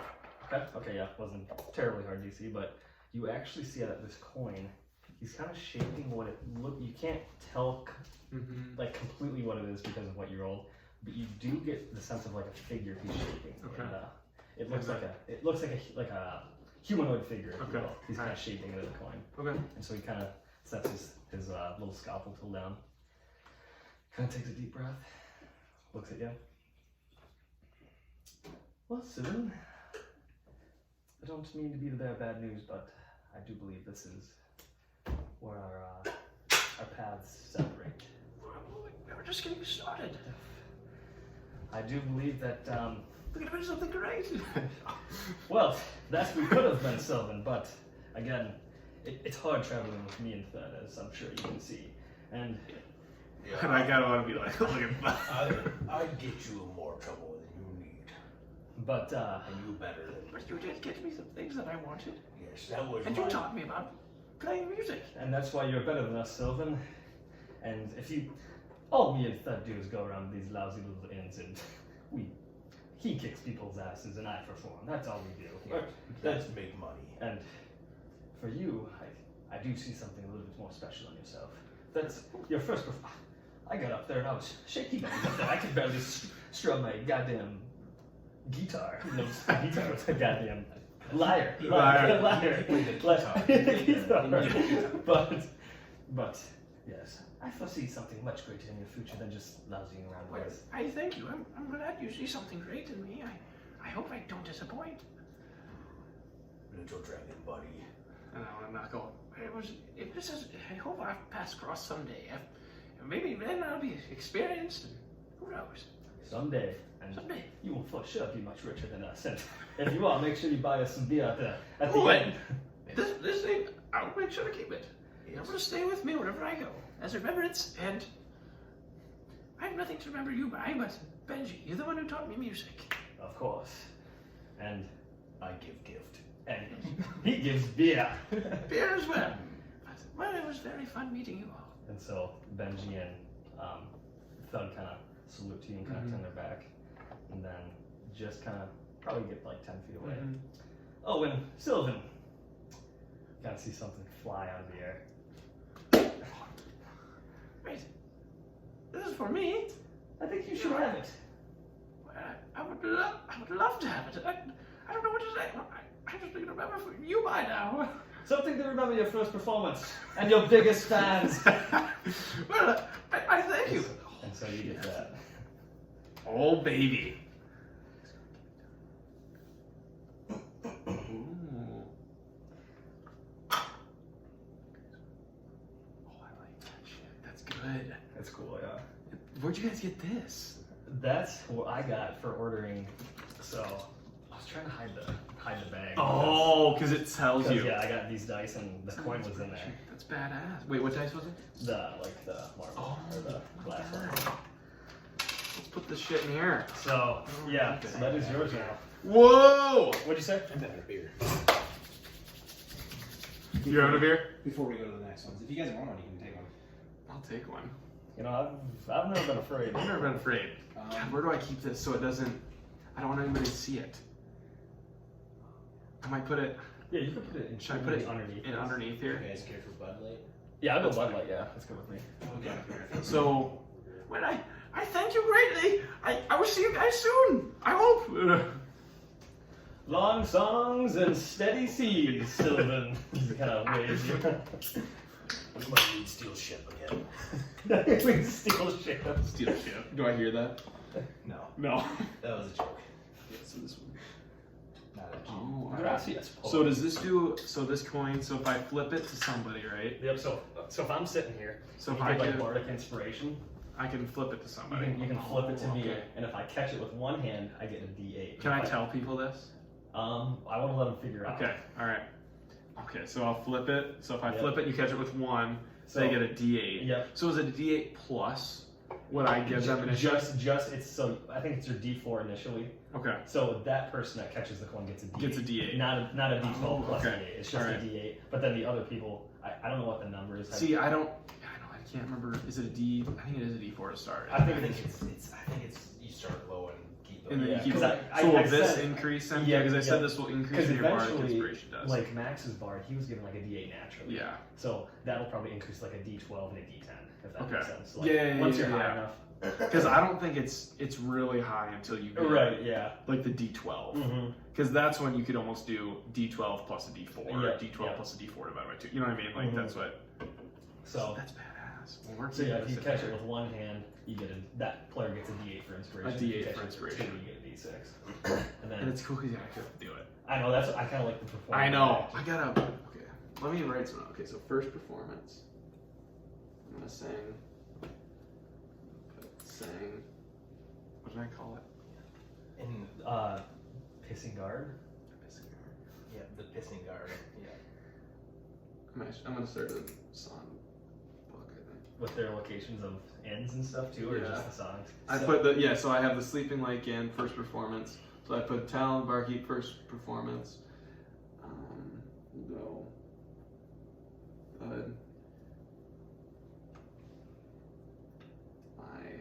So, What do you think? Should I say cask? yeah, a cask. Okay. Whatever you really want it to be. Good. Cask.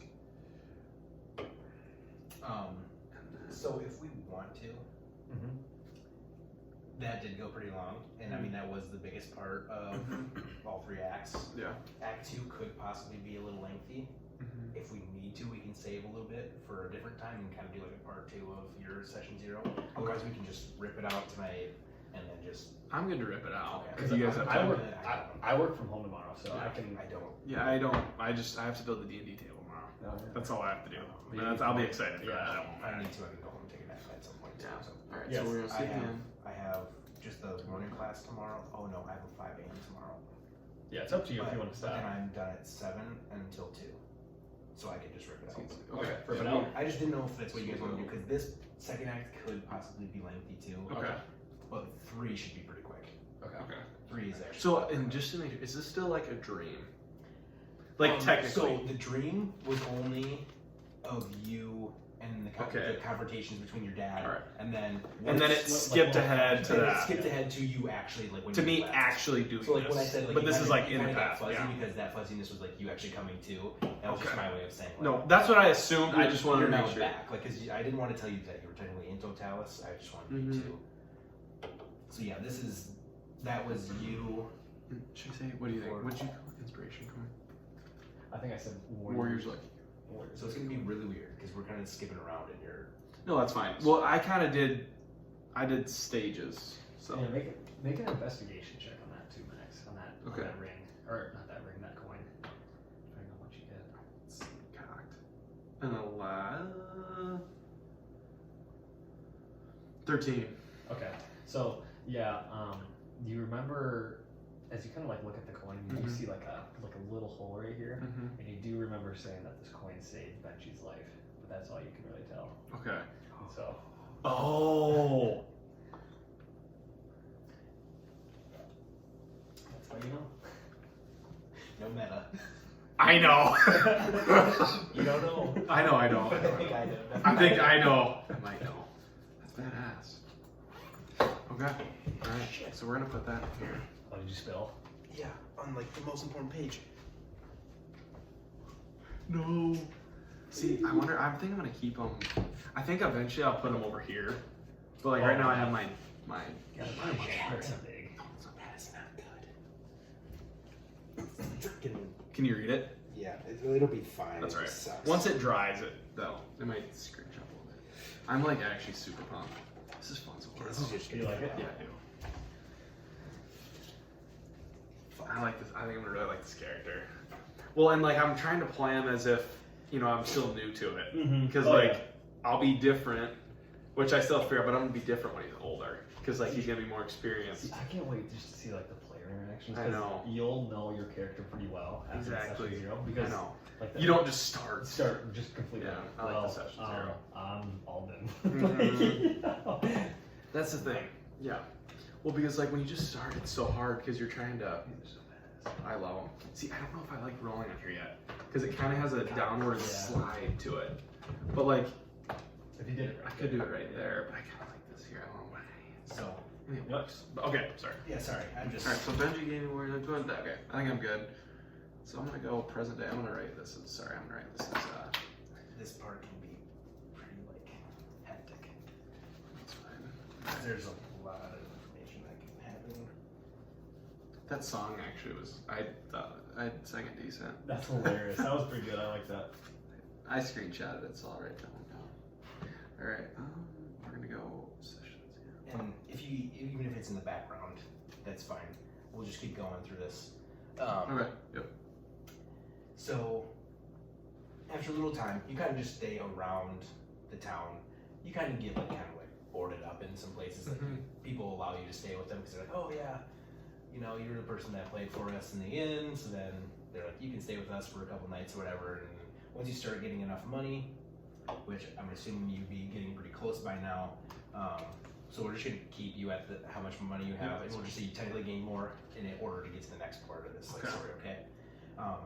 You do hear of a ship called the Cloud's Embrace leaving with cargo bound for Vasmar, that you end up talking to some people in the inn, or at least at the docks when you leave the inn to go towards the ship, and you actually get passageway. Couple things to notice. Now that we're on the ship, I can actually get some chips and not be so awkward in the background. I know. Without the music, it's so hard. What was the ship called? The Cloud's Embrace.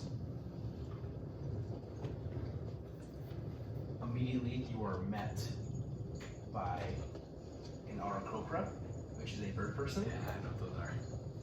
And it is a phoenix Aarakocra. So this bird person, essentially, is orangish and reds, feathers, and you kind of almost see a little bit of heat coming off the top of his head and his arms and stuff like that. So you can kind of see just kind of if when it's a hot day out and it's almost like that barragey looking feeling. If you're driving it, kind of feels like it's a little yeah.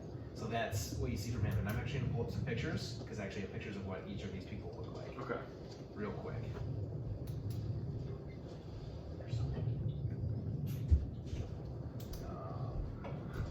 Read. This is him. Ooh. So that's what. So that's what he looks that like. is the captain. Okay, that's the captain. All right. And then you see a woman with orangish skin, very elegant features, very pointy ears. She's got this cloak that looks like a bunch of reddish leaves off to the back of her. And she's carrying a big sword, just like a normal sword, with a golden hilt on it. She's got another kind of reddish autumn coloration of a wreath on her head. So this is what she looks like. Reader, you done yours yet? You done yours yet? I'm gonna do mine tomorrow. That's what she looks like. Alright. Okay. So that is Shrika Dogreef, so you know her. And then you see, Should I write these names down? you can if you want. Okay. I can also give them to you later. Okay. Do you want to give me later? You also meet a half-orc female. Her name is Vidara. She's the commander, and this is what she looks like. Okay. And then you meet. Oh, so Then you have. Or wait, no, sorry. Her name is Luster, Foster. and she's an Air Genasi, not a half-orc. But she also kind of looks like a half-orc. Okay. Yeah. She's Similar. a half-orc Air Genasi, essentially, is what she is. And then you meet the real Vidara, who is a half-orc that looks like this. So she's got scars across her face. Alright. That's roughly, she's got tattoos on there and stuff like that. So you would just know of them. If you want to have any sort of conversation with them as we kind of travel on, you can. That's kind of totally up to you. You can meet them if you want. It's up to you. You just tell me what you want to do in this situation. So am I like? So I have passage, right? Yeah, you have essentially paid your way to be part of the cargo. Okay. You're maybe one of 2 people that are actual people as cargo leaving towards Vastmar. Other than that, yeah, you just kind of, they're like, yeah, why not? Come on. Okay. Yeah, nothing. I'll talk to the captain. So as you approach him, it's not as like you feel heat radiating off him. He just kind of like looks like it. He looks like a phoenix. His name is Nix, N-I-X, Gleambeak. So Gleambeak.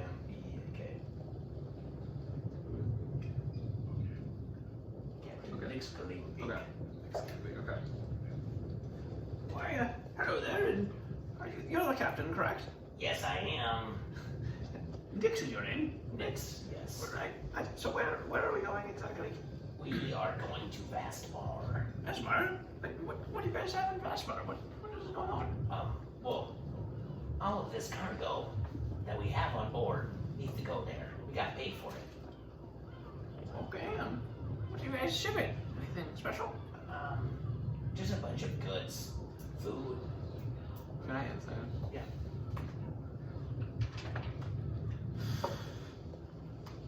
18. 18. You roll? No, insight. Oh, meets beats. Technically.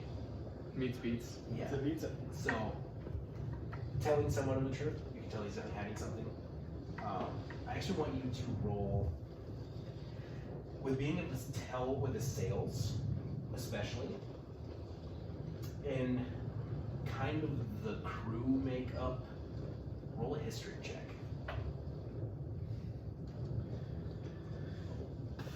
10. Okay. You just think it's a normal cargo ship. Okay. It's a weird crew. You don't really know much about it, but you definitely do get the insight that he's just like, yeah, we got cargo.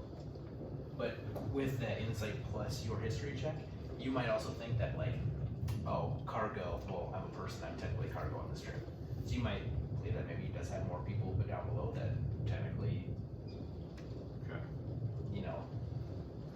Well, can you please be more specific about the cargo? Well, see, the person that we are paid for, he lives in Vastmar. And he also lives like, he's a hideout. And we can't really let you know exactly what we're bringing. Because then we'll die. Now, am I allowed to go down below deck and see what's kind of down there? Yes, the one thing that we have that we're taking to this guy, well, that's in my captain's chamber. So if you go in there, I will kill you. All right. I'll make sure But not to go in there. you can search the rest of it. Go right ahead. All right. You're not taking anybody, are you? Besides you and the other fella, no. All right. Well, no more questions. I'm happy you're bringing me along. And Anything else? so I'm gonna walk away. Okay. And with the insight, I would say that just carries over with him saying like, yeah, the only other people, like when you asked him like if there's other people, he was actually, you can tell that he's so sure that it's just Okay, alright. There's no other person. Can I go find that other guy? Yeah. What's his name? Well, the other guy is just like a random pounder who Okay. just wants to be on the ship. It's just flavor. Okay, I alright. don't know. I don't have a name. It's okay. Zero. I don't care. Such a zero. Yeah. It'll be Jimmy if you have. He's. I also he's don't want to Jimmy. get out my good like name. No, I know. Just random names. Those are good for good people. Not Yeah. Randoms. I'm gonna go talk to Luster. Lester. Okay. I see you're standing there, just kind of looking out at the port or the sea. Wait, I Hello. How do you do? Hello there, small one. How are you? I'm doing quite well. Can I ask I talked to your captain a little bit. What are you shipping on here? I'm just curious. No, just cargo. Just cargo, anything specific? Not really. What did the captain say to you? Well, he mentioned that something was in his chamber, and I just wondered what it was. She kind of raises an eyebrow.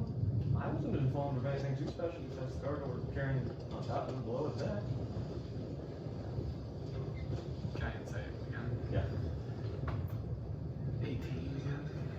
Do I make a roll for that? It's not deception. Oh, okay. Yeah, you get the sense that she really doesn't really know if the captain is hiding anything. So. But I guess the captain did say that if I was to look, or if he was to tell me what you guys were shipping, that he would die. That you would die? Yes, or not me, but you guys would all die. Well, I definitely wouldn't go looking in that room that the captain True. I won't do that. No. I'm just want to make sure. I mean, who are you guys shipping this to? Oh, we have a contact in Vasmar, I believe. What's his name? I'm familiar with these parts. And then Shrika will walk up and hear the conversation. And go, no. She's kind of just like, I've traveled many of these parts. I like to explore, and I've been to Vasmar a couple times, and I've had a run-in with a couple of people there. I just didn't know is there a name? I might know him. Have you? Yes. Can she say it? Yeah. So is this just a roll off, probably? and she's Are you also, trying to deceive? Okay, so we'll just say 14 for her. I'll just get a plus 2. I have plus 3. and she got 18. What'd you get? 14. 15. And I got 18. You got 18. Okay, so you know. Yeah, I know that you're very adventurous. No, that I've barely done And it. this is the first mate that the Shrika Donry, the one with the gorgeous coloration. Oh, man, I guess I was like, I couldn't believe that we could have seen much outside the homeland. Sorry, Well, I didn't mean it to know that way, but I just sized you up there for a minute and didn't think you could fend for yourself out here. You don't think I can fend for myself? Oh, I'm not saying that, I'm sorry. I didn't mean it like that. But, you know, And I couldn't help but over here. Well, Oh, hello. yes. Hello, Buster. Who's this? That's one This time. is the Shrika Donry. Srika. Srika. Srika. And then Donry, Do I need to put that? if you want to. Shrika Donry. It's her full name.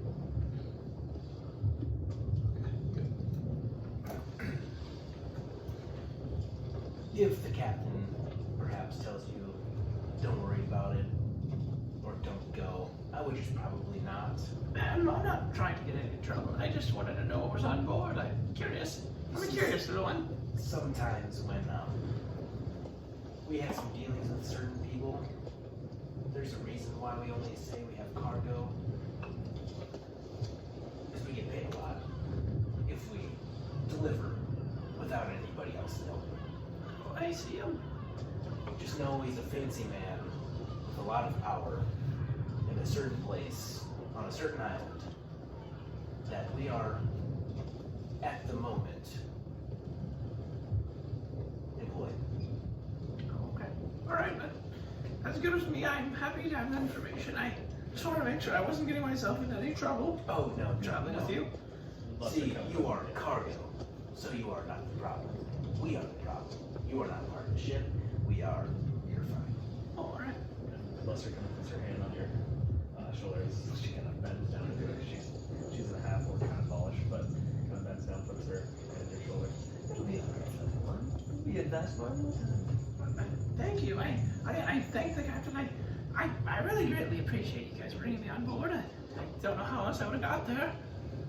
I've traveled by foot, but it took me a while, and then I had to take a small boat across. Well, say, if this is the only island we've been to, which one of the other ones have you been on? All of them. What are all the islands? No, I'm joking. Just here in Vasmar. In Totalis. Okay. Where we just were. Just 2 of them. How old are you? If you don't mind me asking. Around 18 years old. Well, Quite young, yes. I left home at a young from quite a young age. You're handling the sea very well. My first time is not like that. That's good. I don't like to feel sick. Oh, you'll grow used to it, though. I'm sure you'll be traversing these seas quite frequently. Yes, I believe I will. I'm looking to maybe. I've heard of people being adventurers, so I thought maybe I'd give it a try. But I also am a little bit of a performer as well. I'm just starting, actually. Adventurers. Yes. Well, Don't. Just because I'm small doesn't mean. Like I think I. One thing anyway. It doesn't matter about the fight. Within the dragon, I don't even know what I'm saying. I can't remember the saying. it's not about the size of the dog in the fight, it's about the size of the fight in the dog. It's not about the size of the dragon, it's about the size of the fight inside of the dragon. I totally agree, trust me. And I've run a fight. I could see that what the saying was, it's not about the fight of the dragon, it's about how far he can breathe his fire. Is it really? Can you breathe fire? I definitely can. Yeah, you can.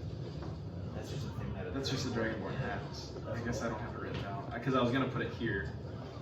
I'm pretty sure everybody. Yes, I believe I can. Just 1 minute. It's been a little bit. It's like 2d4, or like 2d6. But where do you want me to shoot it? Just shoot it out to the sea. Don't damage the ship, please. We got a destination in Gargadon. Appreciate that.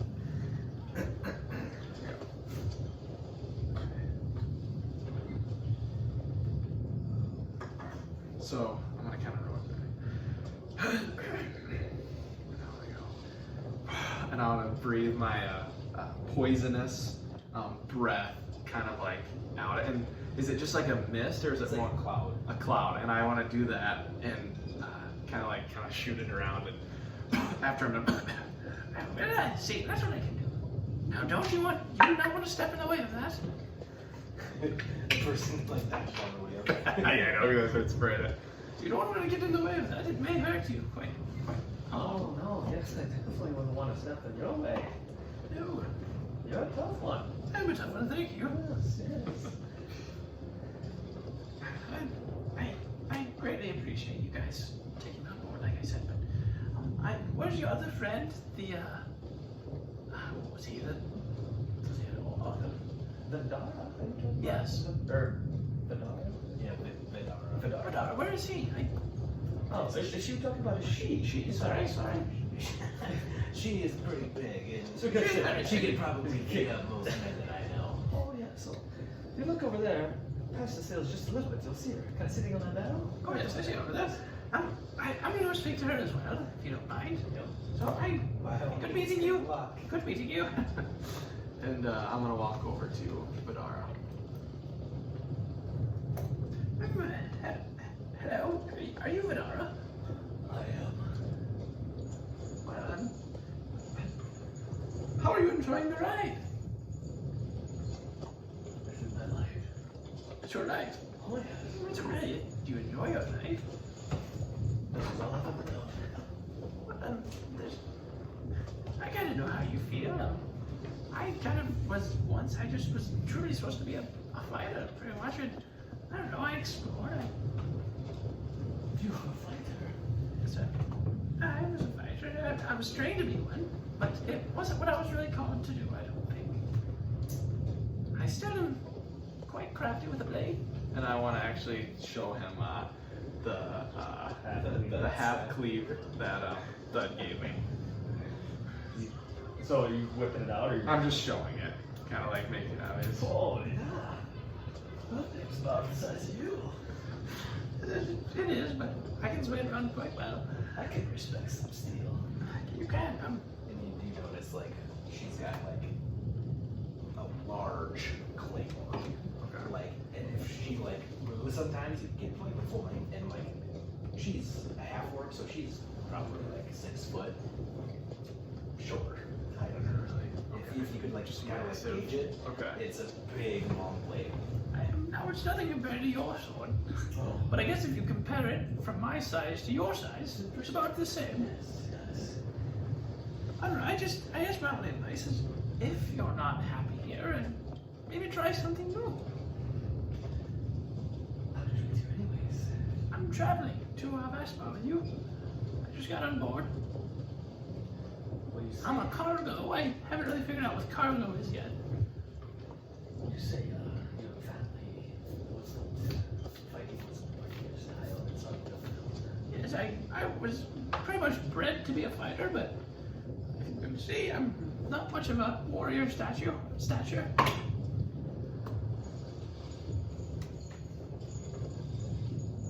You look like somebody that you like ale or mead.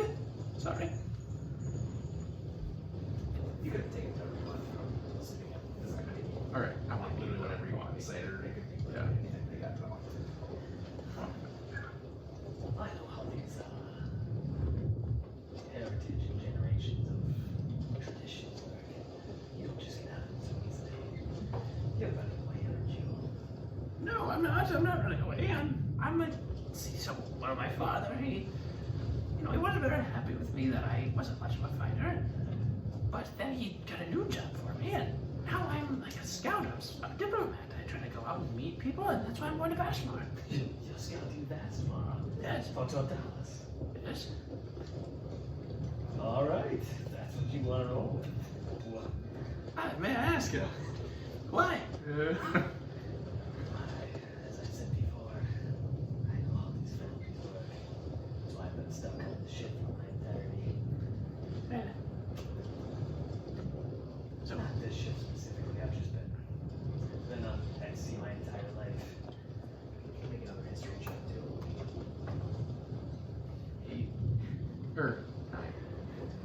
Nothing. Never mind. Keep going. well, no. I guess you're right. I'm not really a scout. I did run away from home. I know. But may I ask why is Totalis? If I was scouting for Totalis that bad, is Vaspar not? Do they not like Totalis? Oh no, it's completely fine, but Fastmore has no intentions or interest in Totalis. And I guess I can see that there's not much there. No, Really? it's a barren wasteland. You see the thing? Yeah, It's a giant lava pit. it really I'm is. surprised even towns flourish there. Yeah, it wouldn't our town is too bad. Decent of it. Well, so you don't want any meat? Looks up at the captain to see if he's looking at her. He is, but I'll tell you what, I've enjoyed your company. Don't you feel me, guys? And I want to have that rope tied around, so it's like kind of. I wouldn't say that you could. Yeah, have so it's fixed kind of it. hanging. But Over the time gaining money, you Yeah, could fix it okay. whatever way you want. anyway, okay. And I want to kind of like pour it into a glass that I have, or like a little tankard, and I want to give it to him. Takes it. Oh, right, that's good. It's from the Sleeping Inn, or Sleeping Lake Inn. Totalis. I don't think I've ever had that. You can try it. It's quite good. Go down much better than something else I've had. I know it. Well, you can have as much as you like. I have quite a full barrel. Oh no, I can't have too many of these. Well, How come? You might as well. you understand, I'm the commander of the ship. Oh, you are. Oh yes.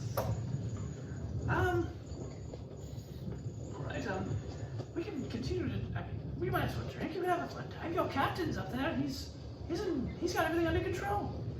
Let me tell you what's this one. You waste responsibility like I do. You can't have fun anymore. I feel like you don't actually believe that. When Striga has been kind of like, since you've actually just met on the ship, I would say this is free information. She's been keeping an eye on you. She's the first mate. She has to. Okay. People that she doesn't know that are on the ship. She's been at a distance, but able to hear everything. And she'll just step in quick. If she gets drunk, old Nick's back there will turn the color of meat, and that's not a good thing. And then she'll He doesn't walk have away. to know. Trust me, you don't want to get on the ship when that guy's angry. He won't actually kill,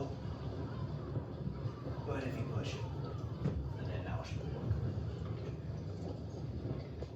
You really don't want any more. So, Alright, well, hey,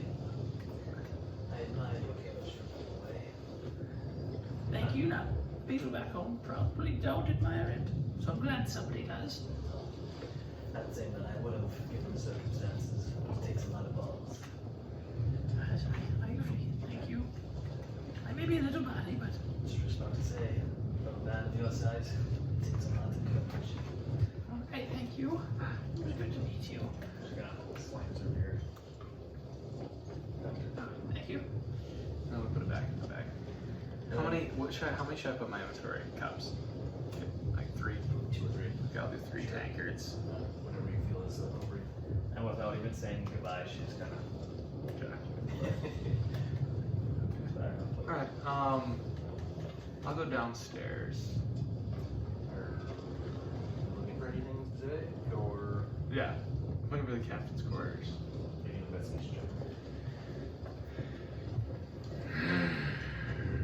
First one. Griffel. Yeah, another rule. Where fails always lose, where successes always win. You get lost. Okay. You get very lost.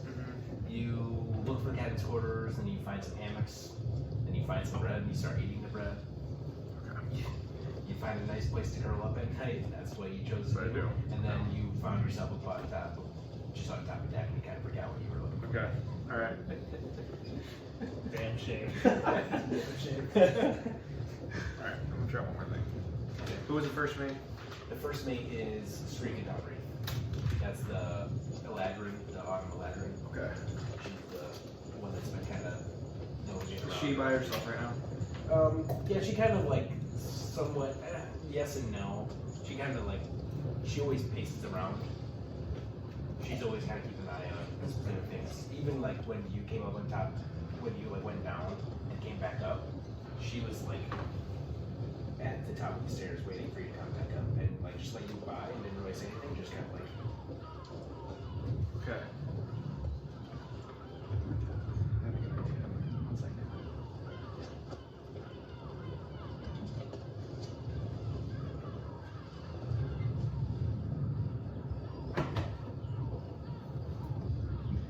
Nice.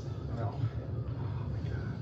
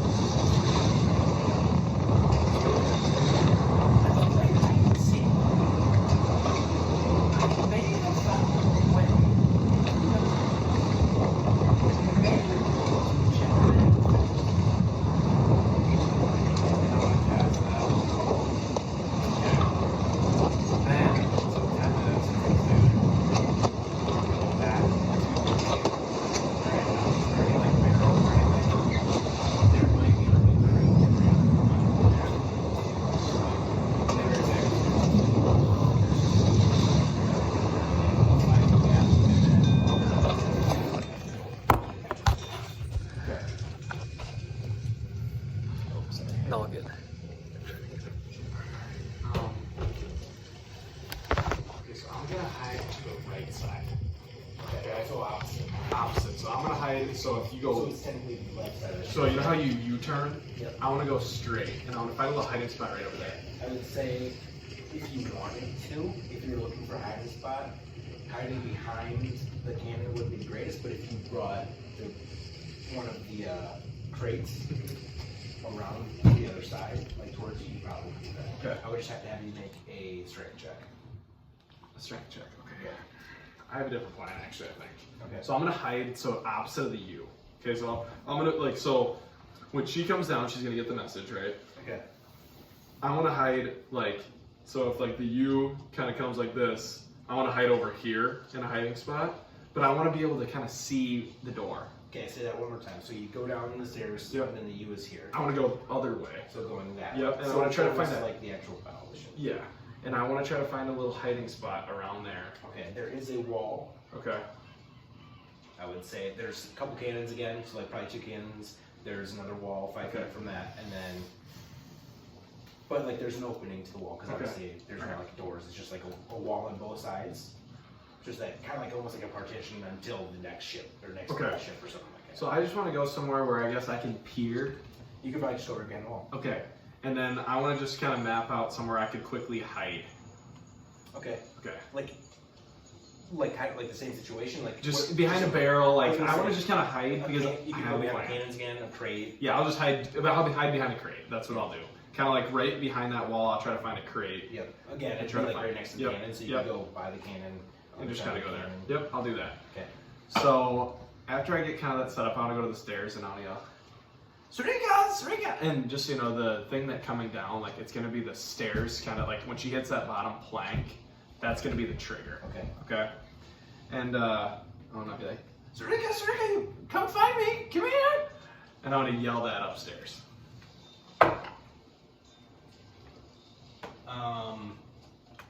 Okay, so you hear something from straight above. Run. So then I want to go. So I want to go to the wall where I okay. can peer Yeah. out. Okay, so you hear footsteps Mhm. straight above you, right behind the wall. Straight above you, run straight towards the captain's wheel, Mhm. like where it would be. You hear some shouting. You can make a perception check if you want. Yeah, I do. Or not necessarily shouting, but you hear some talking. Yep. 10. 10.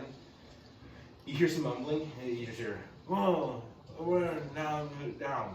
And that's about all you hear. Okay. And then you hear a little bit more talk a little farther away, and then you hear more running back towards, and then back down the stairs. Is it just one sentence? It is one set of footsteps. Okay. Okay, I want to listen. Then as it's walking, So that they message, hit the bottom of the steps. then that message goes off. Okay. So it's basically saying, We're making hide and seek. I found a way to have recorders on. You might want to check that first. What the hell? What is that? Who's that? And then he'll like and so like Start- an actual mouth appears. like Like he I think sees it? so. Like Yeah. he actually You sees see the it. mouth. I'm almost back. Who is that down here? Yeah, magical mouth appears. Okay. What color you want to be? Let's do dark red. Dark red. Okay. Is that a real thing? And he like goes. Are you like actually looking at who like what this? I'm person like is? watching him right Okay. now. So there's a guy, just a random crewmate, going like this towards the wall, like. Uh-huh. And does he like actually make contact with anything? I think it's It's like fast. kind of like a. Yep. It's And I an think it illusion, dissipates. because Alden has one, or he doesn't Yeah. have it, but it's an illusion. Okay. Yeah. And I think it just goes away. Oh. I mean, I guess I'll play hide and seek. And then so he just like starts. He said, "Room captain's quarters. Well, can't go there unless you didn't get in there."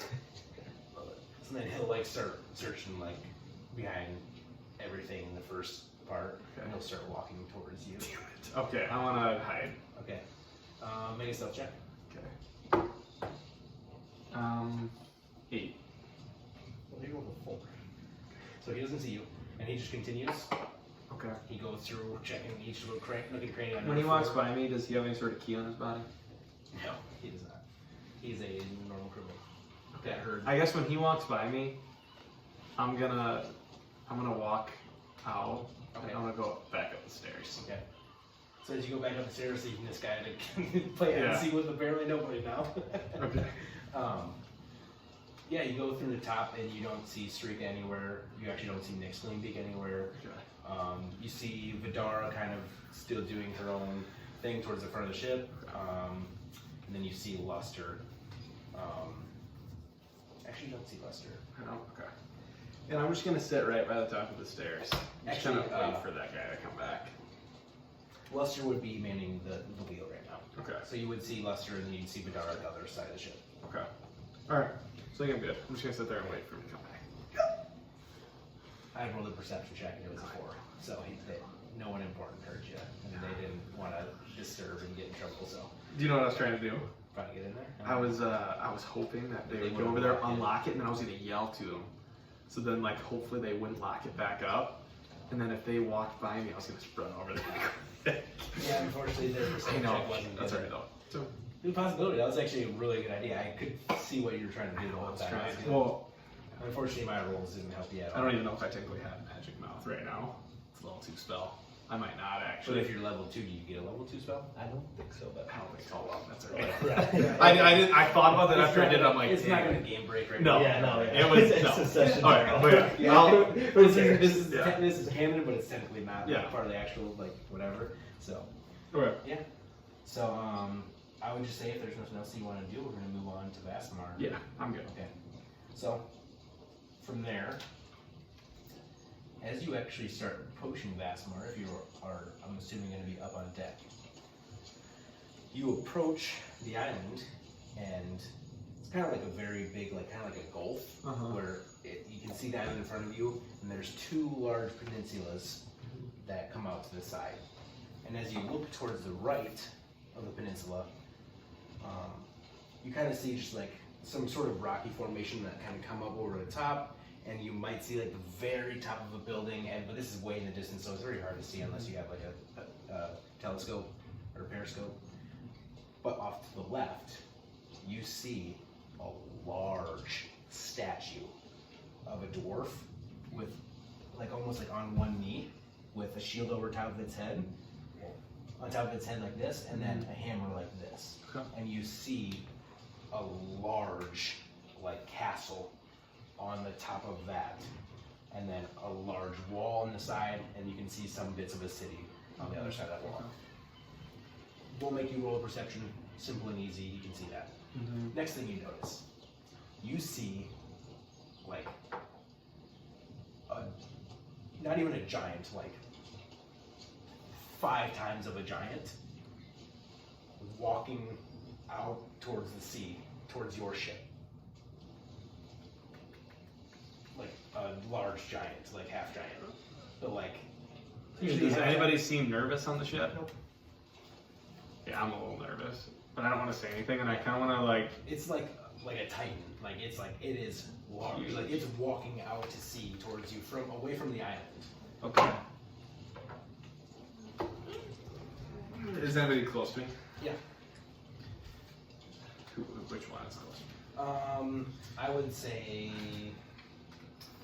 let's just say any random person, unless you want it to be one of the like first main quartermasters. No, it doesn't matter. Yeah. Anybody? Maybe anybody. Yeah. What is that doing? Why is that big thing coming towards me? Or us, I should say. Oh, you mean like the? Can't use that voice every time. it's hard. Yeah, he just he's the ferryman. The ferryman? Yeah. What is he? He is a Goliath, but some people say he's like kind of cursed. So he's Of that some big? sort. Oh my lord. The biggest thing is he can't go on shore, Oh, I see. so he's kind of stuck out here. He's stuck at the front. Does he harm us?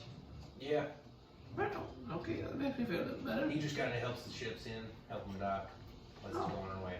Sounds like a helpful fella. He's really nice. Yeah, his name's Aegis. Aegis? A-E-G-I-S. Aegis. Yeah, and you can see him, he's gigantic, he's bald, he's got gray skin, like, he's got, like, no clothes on the top, or I could assume not the bottom either, because he's always in the water. So you want to not. Exactly. So True. Got a big old swing. But, like, Probably. as he like kind of like starts walking towards you, like towards the ship, he sort of like bows his head and like keeps walking, and then he like literally grabs on top of the crow's nest and like just slowly and gently Moves it. brings you in. It makes docking quite easy. Yeah, you know, makes our job easier. Kind of like the nicest part of going to Vastmark. You don't really have to do anything when you dock. That's very true.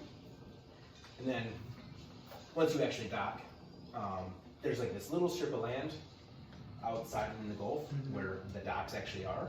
And then you actually have to ferry yourselves in, like take a small little rowboat from the dock or this little piece of island into the actual main island. So, as you do that, yeah, let's go back here because that was from a long time ago.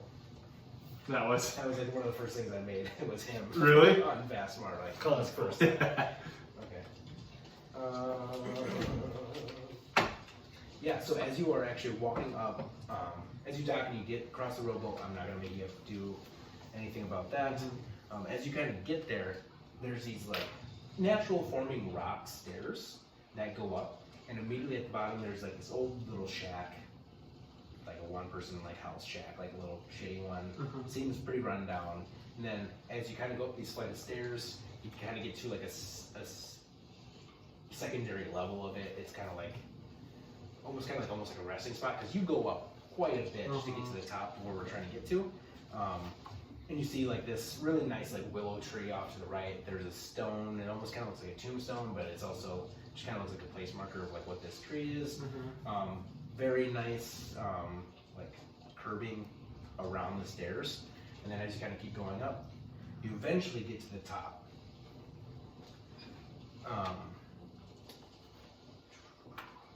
And there's like a pergola right at the top of the stairs. There's actually also one where that tree was, the willow tree.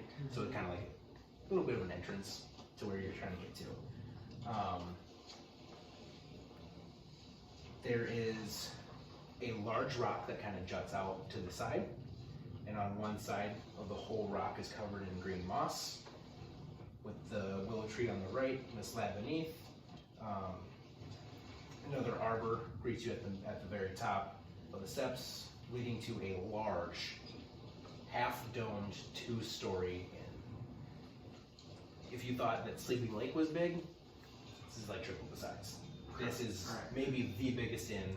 Like, it's bigger than some of your caverns and your caves that you are from. Like, It's massive. and then that shelters your whole family. This is like very big. Very big. And Sylvin's kind of just like amazed about Amazed everything by I've ever everything. seen in Vastmar. I haven't seen anything like As this it's like before. so perfectly, like it's architecturally perfect. Like And it was a everything about door.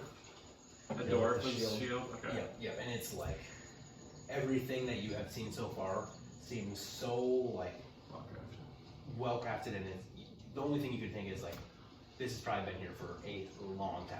And do I know, like, looking around, are the people, are they dwarfs? Are they mainly something? So you haven't necessarily seen anybody besides Okay. the tree yet. Okay. So you're just walking up. You haven't seen anybody walking up or down the stairs. You just kind of, this is what you're kind of the scenery that you're taking in. You see also before you kind of like approach the door, there's a large deck on top of that, the rock that juts out with the moss on it.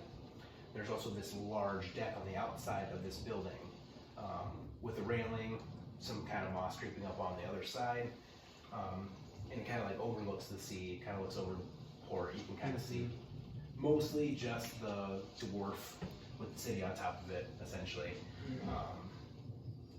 But yeah, you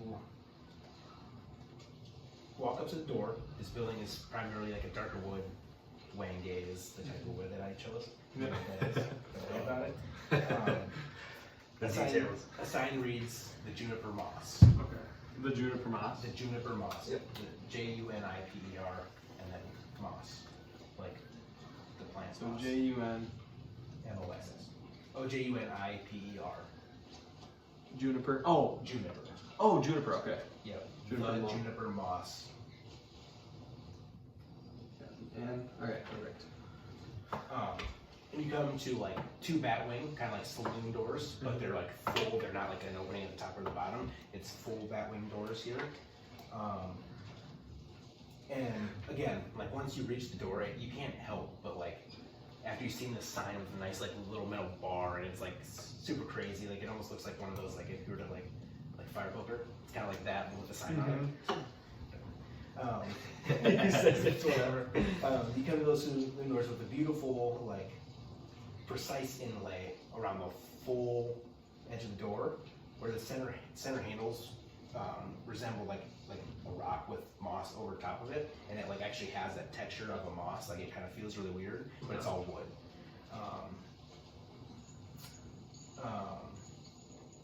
There's seven different lines in the wood, and in between those lines there's unique images. Okay, so you have, it looks like a black iron gated behind a castle, a beautiful tree. You see a water wheel. You see a thorn rose. You see a crazy magnificent temple. You see cloud capping mountains, and then like a city with chains. Best I can describe that without having to go into too much detail. That is all carving into this one entrance of this door to this end. As you enter, immediately the noise hits you.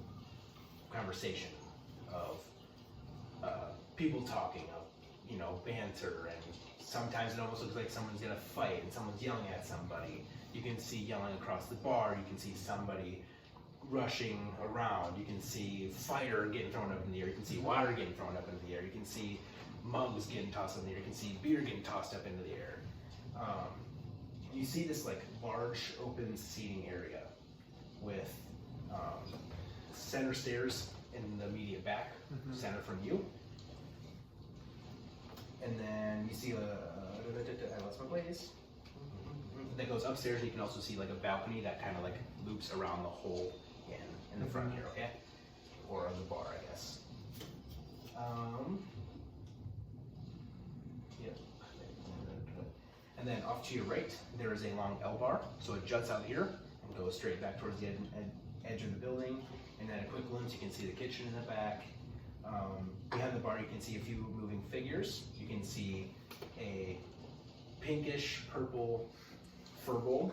Ooh, Igor. She is a little bit shorter than, if you know Igor. Yeah, yeah. A little bit shorter than Igor, actually much shorter than Igor. She's kind of like normal or taller human-ish, but not quite, if you would know what a furbolg is, which Sylvin does not. From there, you see a chimney in the oven stack that extends and curves out towards the back end of the building. And then the draft of hearty meats, barbecue, assortment of drinks, a hint of caramel, tobacco, like just deliciously fills your senses, okay? Bustling with people, much like the door, you notice 7 different sections within the actual bar. Like it kind of seems like there's not necessarily like themes, but there's definitely a place where certain types of people tend to seem to hang out with each other or not. You can also, as you're walking through, you can kind of see, even from this distance, every table has a different carving, same as the door. But yeah, now that you walk in and see the people, there are all different races. Yeah. Alright. Yeah. So, I'll walk up to the bar. Okay. I'm gonna take off my sweatshirt. So I will walk up to the pink furbolg. Okay, so she's actually not there anymore. Okay. She's actually in the kitchen. She's actually Oh, in the kitchen. You saw her coming Yeah, out to the oh, bar. and then back I into see. the Okay. bar. All right. Yeah. So I'll just walk up to the nearest bartender. Okay. So there's actually only one bartender. Okay. And as she approaches you, she's got like brown hair curled into a bun, bright blue eyes. I would wait to write anything down quick. Okay. All right. And then she's just got like these nice clothings on, like kind of makes herself look like a bartender would, or like even like a server would, like old time, like the big furries and stuff like that. And as she walks over to you, immediately her visage changes, and then into a dragonborn, much like yourself, but more feminine.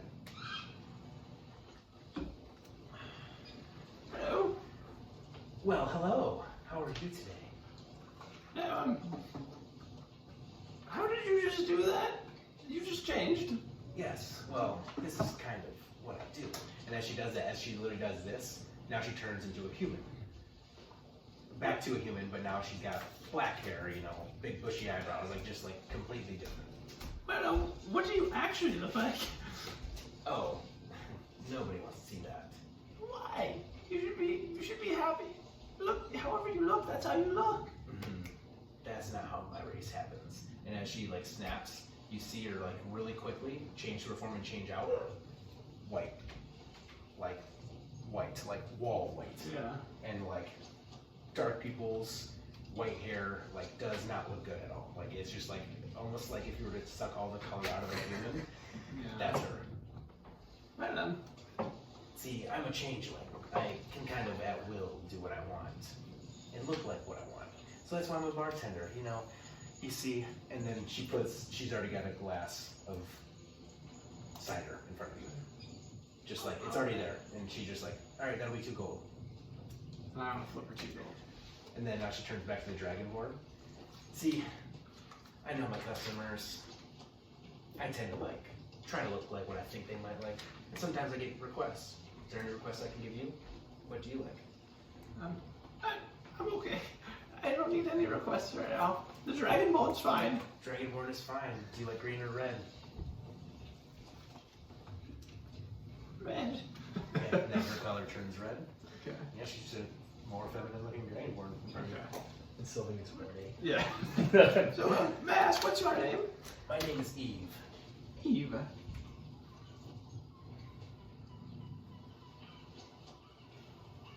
Now, do you need room? Do you need board? Do you need more drinks? Do you need food?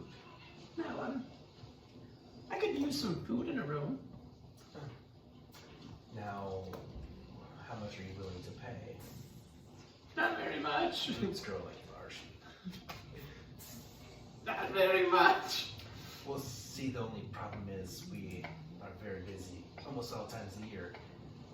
Can you afford 100 gold? No. Could you afford 100 gold before that drink? Yes. Here's 2 gold back. No, I'm joking. I'm just joking. Then she takes it back. Okay. I'm just trying to be funny. I'm sorry. Well, see, that's a problem. Then, if you want room and board here, I think you might have to go talk to somebody. And she's going to point you in a direction, and you see a girl a human, running around. She's got like black lace on. She's got knee-high boots and like little semblances of like a mossy green, like kind of like at the ends of the frills of the lace and like kind of like towards the neck, towards the end of the boots, like the heels of the boots. Like there's just like little tiny bits of like green essentially in her attire. You can also see that she's got black hair, black wavy hair up into a bun. She's got like almost like an ice pick type thing in her hair here. She's got a large knife behind her back. She's, you know, tan skin. She's got big eyes, black eyeliner, little green at the tips of her hair in the front. All right. So Thank you for the information. and I'll walk to her. And then as you see her like go to the next customer, you see a gnome hop up, and then you see her turn into like a turtle person. Okay. Okay. Or a turtle person. Oh, I turned over. Okay. Okay. All right. So I'll walk over there. Okay. Oh, hello. Hello. I was told to come talk to you. Yes. What may I do for you? Well, I wanted a short coin, and I got this cider for 2 gold, and Also, I wanted to wonder: is the cup anything specific? Like, is it different than the first one? What do you mean? Like the I don't know, I'm Like just what you hand me thinking. first, try to take it back, and then hand it back? Yeah, so I'm just wondering, like, is the tankard like labeled any specific way? Oh no, it's just a tankard. It's just a tankard. It doesn't have like the name of the place at all on it. Name of the bar on it? Yeah. I just have a fun little backstory thing that I It would possibly have just like a mossy covered rock on it. Like Okay. as a symbol. Okay. So it wouldn't have And a is it name. like what kind of just tankard? Yeah, it would be the same color of the wood, so like Okay. Wenge wood, tankard, or the code, So this Cody is, type wood, tankard. sorry. I'm Okay. gonna keep track of where I get these from. So are you taking it? Yes. Okay. I will. He's at a the end of the night. thief. All his day would enjoy you. Yeah. Juniper's one tankard from Juniper's boss. Okay. All right. I can read over this damn music. It's so hard when it's YouTube, though. Oh, I know. It is, You yeah. can't. Well, sorry, I'm supposed to come out because I have not enough coin. You don't need it. You don't have enough coin for what? The room. A room? Yeah. And she like immediately looks like at your back. Oh, you're Bard. Yes, I'm a bard. Well, best I can do. I have one slot at the end of the night. If you want to try to make a little money. Yes, I will do it. Okay, it's yours. What's What's a your special name? song? My name is Sylvin. Sylvin. Sylvin the Stentorious. Okay. Please write that. You will need to go to the bouncer. Her name is Yin. If she will talk to you, she probably won't. Yeah, if you go talk to her, she might put you in, she might not. Go try your luck.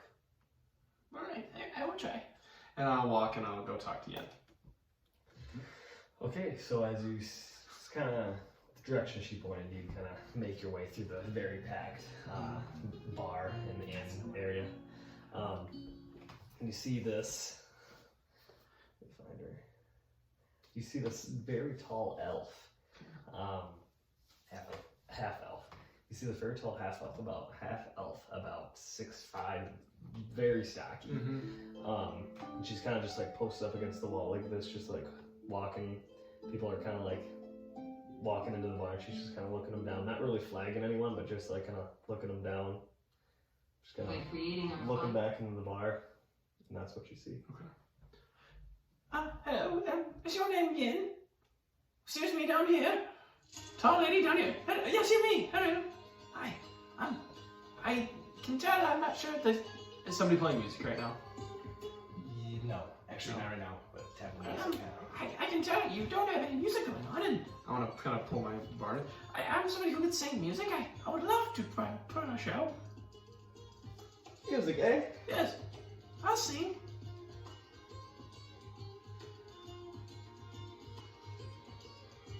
Please, I'm begging you. I need the money.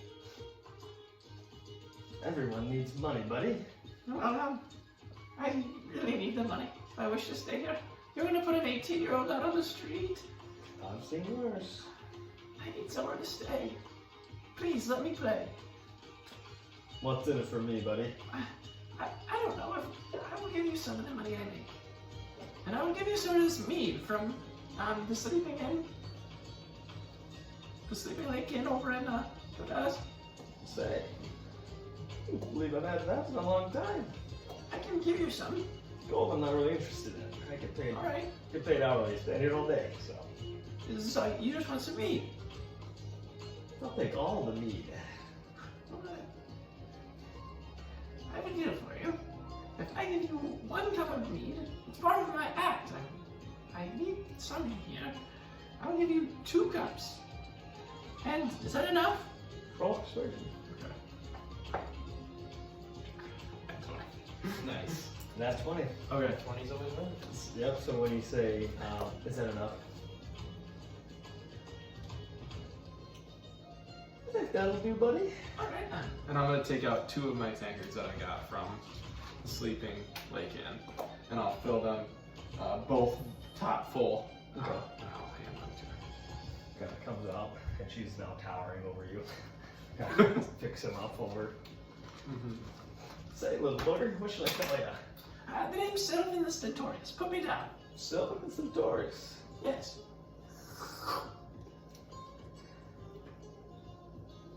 And, kind of looks at the sheet. They only have the last slot here. I'll take it. Alright. Crowd gets to be a little crazy at the last slot. I think this song would be good. You sure you want to take it? Yes, I would love to. I might have a little comedy in it, and it's just a song I've heard and I learned it from somebody I met at the other end. Alright. Don't say I didn't warn you. Alright, well, I'm ready for the challenge. Kind of drinks her beer or her mead, whatever it is. And you can just tell, like, through the people that you've experienced so far, they can hammer some. I know. Okay. And so, kind of get every last drop out. There you go, little green booger. Thank you. I'll put those two So now she pulls back up. Okay. And I'll walk away and I'll wait to play. When you're walking away, make a perception check. 17. When you These dice are good. So when you're walking away, you kind of look back and you see Vin staring at you. When you make eye contact, she looks away, kind of goes back. Alright. I want to walk a little bit farther. Okay, And turn around. she's looking at you. I'm But gonna like when you kind of meet the eye contact, she looks away. Okay. I'm gonna scuttle back over there. Okay. Again! Why are you looking at me? Sorry, I don't mean to be rude, but down here again, you just kept looking at me. I see you. Yes.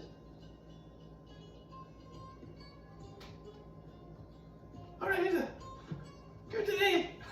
And I'll walk away. Yeah. And I want to kind of go out or sight. Okay. Is that okay? I want to try to. Okay. So immediately, also as you turn around, you see actually two figures now approach the stage. And since you've only been here roughly, 10, 15 minutes, you probably you probably understand that whoever was performing was on break. Now they're back. You actually see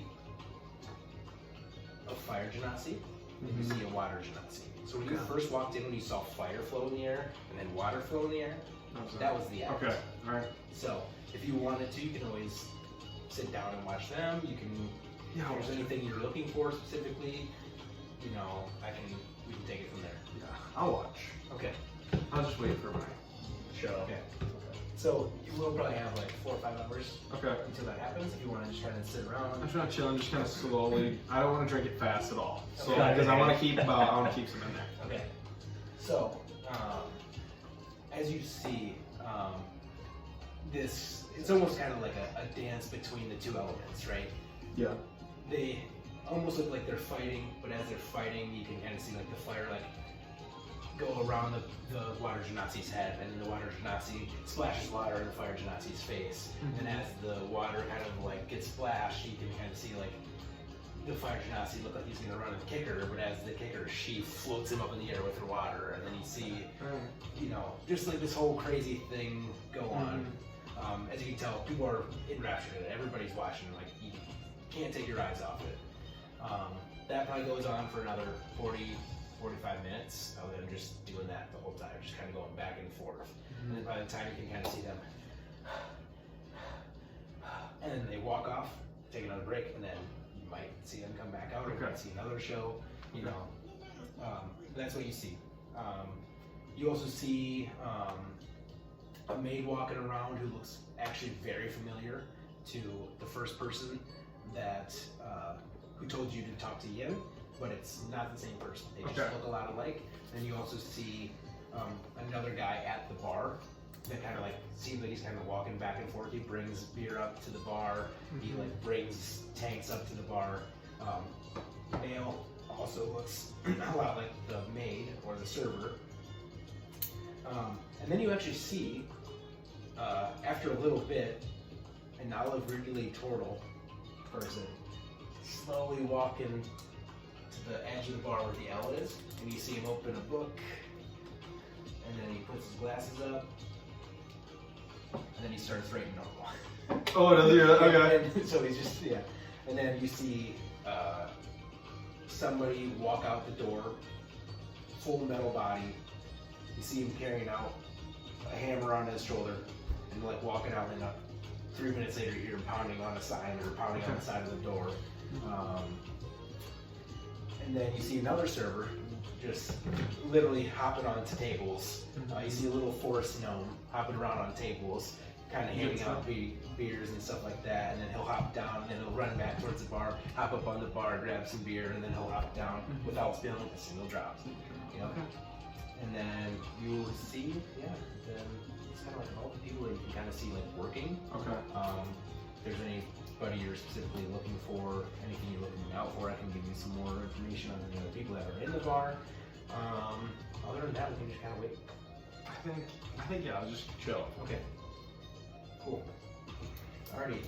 So then, as the night goes on, it just gets louder and gets louder. Okay. And people start pushing and shoving right next to your table. Okay. Pretty soon, beers get floating in somebody's face at the table you're at. Okay. And then one of the tables gets pushed into, or a guy gets pushed into the table, and you hear a dwarf say, "Now, if you'd ever talk to me like that, I'm gonna take you to the mountains myself, and I will show you what those giants can do." Okay. And then you see literally like 4 dwarves from that guy's table come up and just start beating on this guy. Then you Okay. see another table just like flip their table, and they start running it, and then it's just a massive bar. Okay. I want to move Move away. to the bar, and is that turtle still sitting there? Yep. I'm gonna go sit by him. And you see him slowly turning. Haven't had one of those in a long time. Does this happen often? No. Down by my bookkeeping. I saw you writing pretty quick a minute ago. Yes. It hasn't happened in 5 years. You just document everything that happens at this bar. I am a bookkeeper of sorts, and well, I also take care of the rooms. Oh, that's interesting. I have 2 books. One for the rooms, one to keep me company when I read at night what happens every day. That's interesting. I don't know.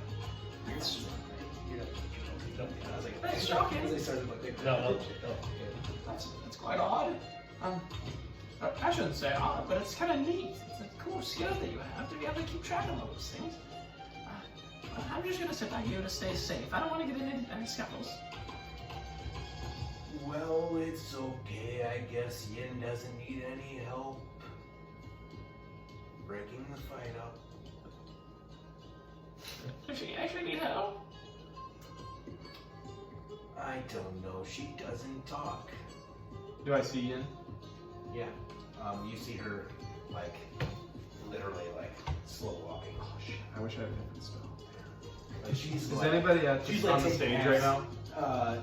No, the Genazis and all them are done. But you literally see Yin, like, making heavy footsteps. Starting walking really slow towards the bar fight. And as, like, she slowly gets closer, you see, like, one by one, like, every small little step, you see one person kind of, like, and then, like, scurry away. Okay. Like, you'll see, like, it's like, there's probably, like, 40 people in this bar fight, and every small little step she gets closer, you see one person, like, notice her, and then run away. Okay. Do I make? Is she looking at me at all? Okay. I want to stand up on my chair. Okay. Oh, everybody, look ahead! And I want to cast a light right above my head.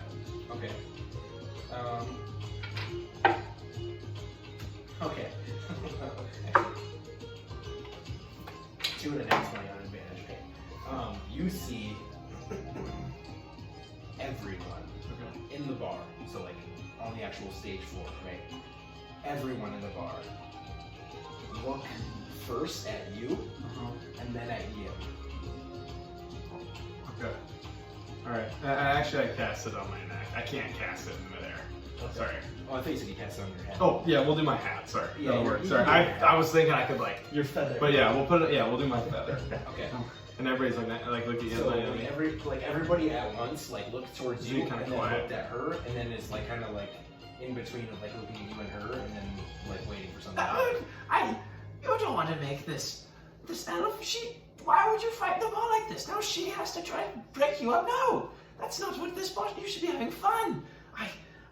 I mean, I personally am quite a good entertainer, and you don't want this woman to have to try to come and break up your fights because of your differences. No, you should be listening to music, and music is something that should be happening right now. Again, when's going to be the next show?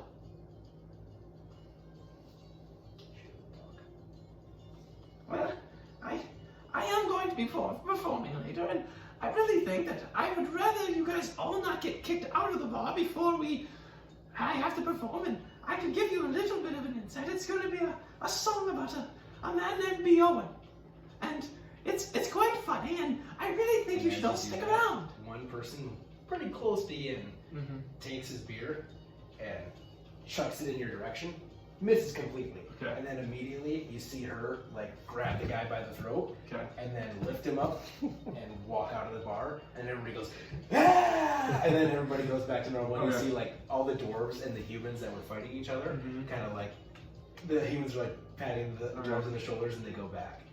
Okay. But it seemed to work. Okay. I mean, you got him to at least stop. So I'll uncast light, and I'll sit down. Okay. I'll look at you. Well, good job. I think you did it. I tried. I would go talk. Oh, okay. Make a perception check. 16.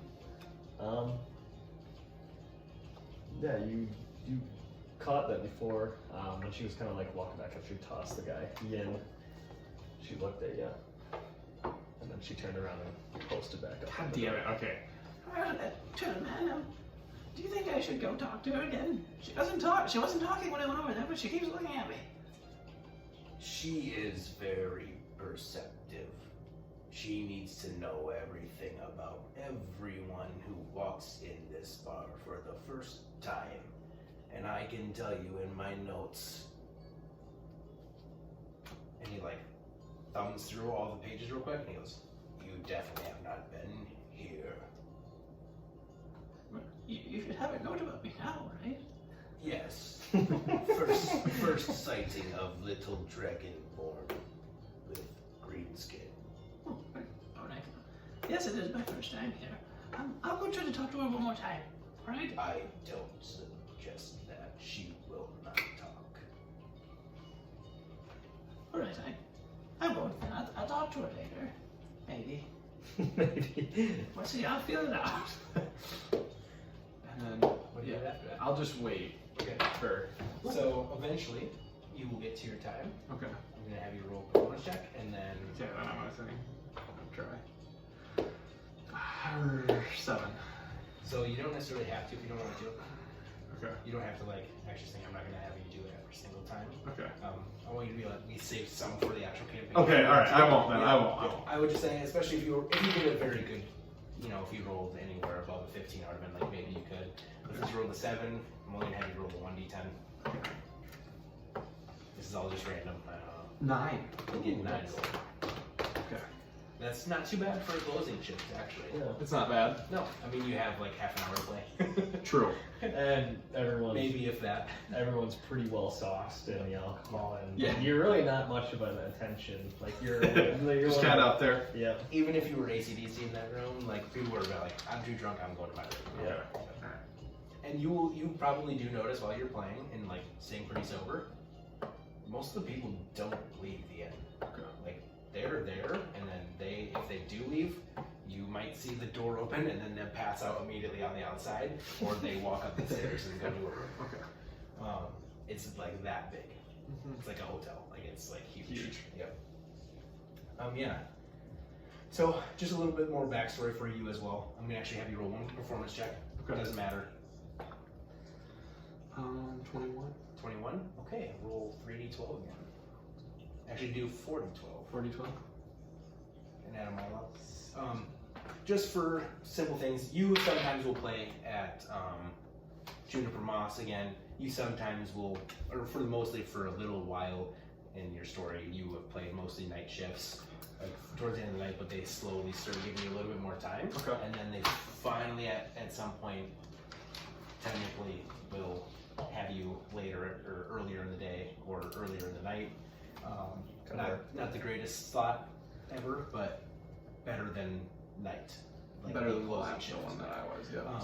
But sometimes you also do travel to Epith, Mhm. which is a small little like gnomish community. But they have a small tavern called Simple Macy's that, yeah, usually when you kind of try to escape the revelry of like, you know, so much noise, you like to kind of play sometimes a little bit slower. Okay. You'll usually go there, you'll travel, it's, you know, a day or two travel, but usually you can find somebody who will, you know, you only have to pay them like 5 silver Okay. to get there and back. What was Usually it it's called? always the same, Simple Macy's, Simple Macy's. and then Maycie, Okay. apostrophe S. Can I take another thing? Another glass. Tankard. No, No. not this time. Okay. It's, All right. they're almost like bowls. Yeah. They're like, they literally don't have tankers, they just like put it in a bowl. And In a you have bowl. to, like, Okay. All right. It's nothing special. It's like a small tavern. Like it's Okay. like you might get like 6 people in, and like I'm just gonna say you maybe played there 7 times, and so you get 35 gold. 35 more. Yeah. So 5 gold each time you play. Each right? time I play. Okay. So, Yeah, yeah. 35. And Sylvan, as you're kind of like wandering with your time here at Fastmar, you're kind of wandering through the streets. You know, you've kind of gone through end, and then kind of back to some of the ones you've already played out. Just spending your days here at Fastmar, kind of experiencing the city life, because this is more your kind of first time ever being in like a big city like this with so much diversity and so much like chaos, really. As you're passing through one of like the little shop districts on your way from one end to another, make a perception check. 19. So, in the window of this little hole in the wall shop, if you will, you see it doesn't look like it's a very nice set of clothes, but it looks like something you really wanted, and it's red and it's white, and you just get really, really. Okay. It catches your eye right away, and you're like, oh. It's kind of starstruck by it. And Okay. so, what would you like to do? Well, I like to go in. Okay. So you're going in? Yeah. And so as you kind of open the door, ding, ding, ding, this little man comes and greets you. Oh, hello, how are you? Oh, I'm very good. I have to say, I walked by your shop and that set of clothes over there. How much gold is it for it? Oh, you want that one in the window? Yes. I'm sorry, I'm just getting straight to the point. I really like it. It's okay, but it's not that much. It's not. Would you like anything else? I'll look around. Can Okay. I like make a perception check Yeah, to see if anything else in there? 6.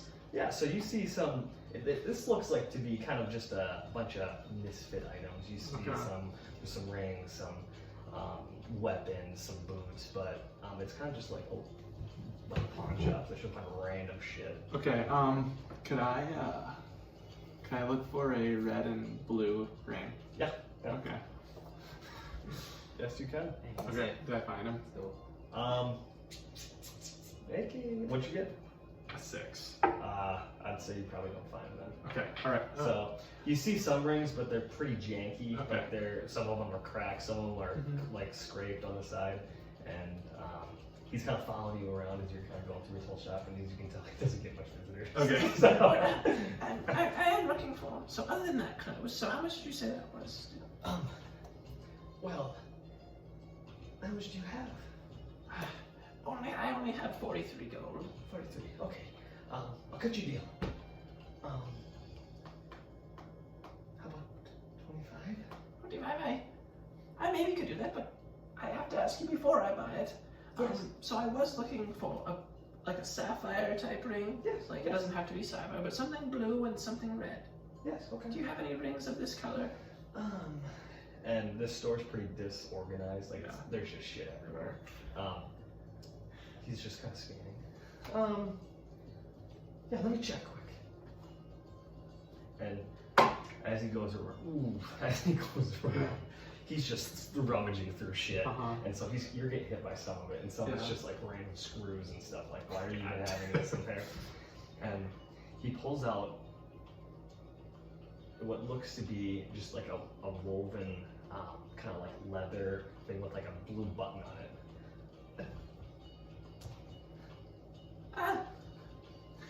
This is it. This is a blue blue ring.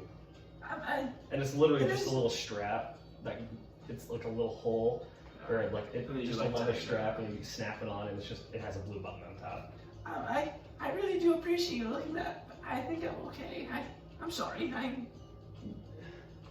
Is it bad? No, it's not. No, okay, here. Hear me out. So I do need to pay for somewhere to stay tonight. So 25 gold. I don't know if that. Could you do 15 gold for the clothes, and then I'll buy the ring. So I'll give you 17. Perhaps just 20 for the robes. They're probably the best thing I have. I insight check, please. Yeah. 11. Yeah, from just like what you're, I mean, I kind of see this as American Pickers.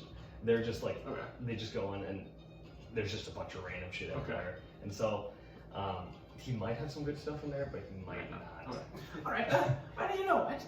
You seem like a nice fellow, and I'll give you 30 gold for the clothes plus the ring. A little tip on top. I don't know what to say. I don't know. I'm This feeling generous is today. amazing. And he like goes up and gives you a hug. Okay, I'll give him a hug. And it seems as if you might have been his first sale ever. So, Okay. you get that. Oh shit. Yeah, and so I'm going to skip some points because screw it. Do they look exactly like that? Yeah. Let's go. Alright, that's badass. I'm probably not even gonna go through this. You're gonna fight some scavengers on the ship. Yeah. We're gonna skip that. Okay. That's Act 2. Okay. So Act you two. can level up. So I'm level 3? Yep. There was so much more that could have happened, and I'm like so glad we didn't do anything. I'm like, oh fuck.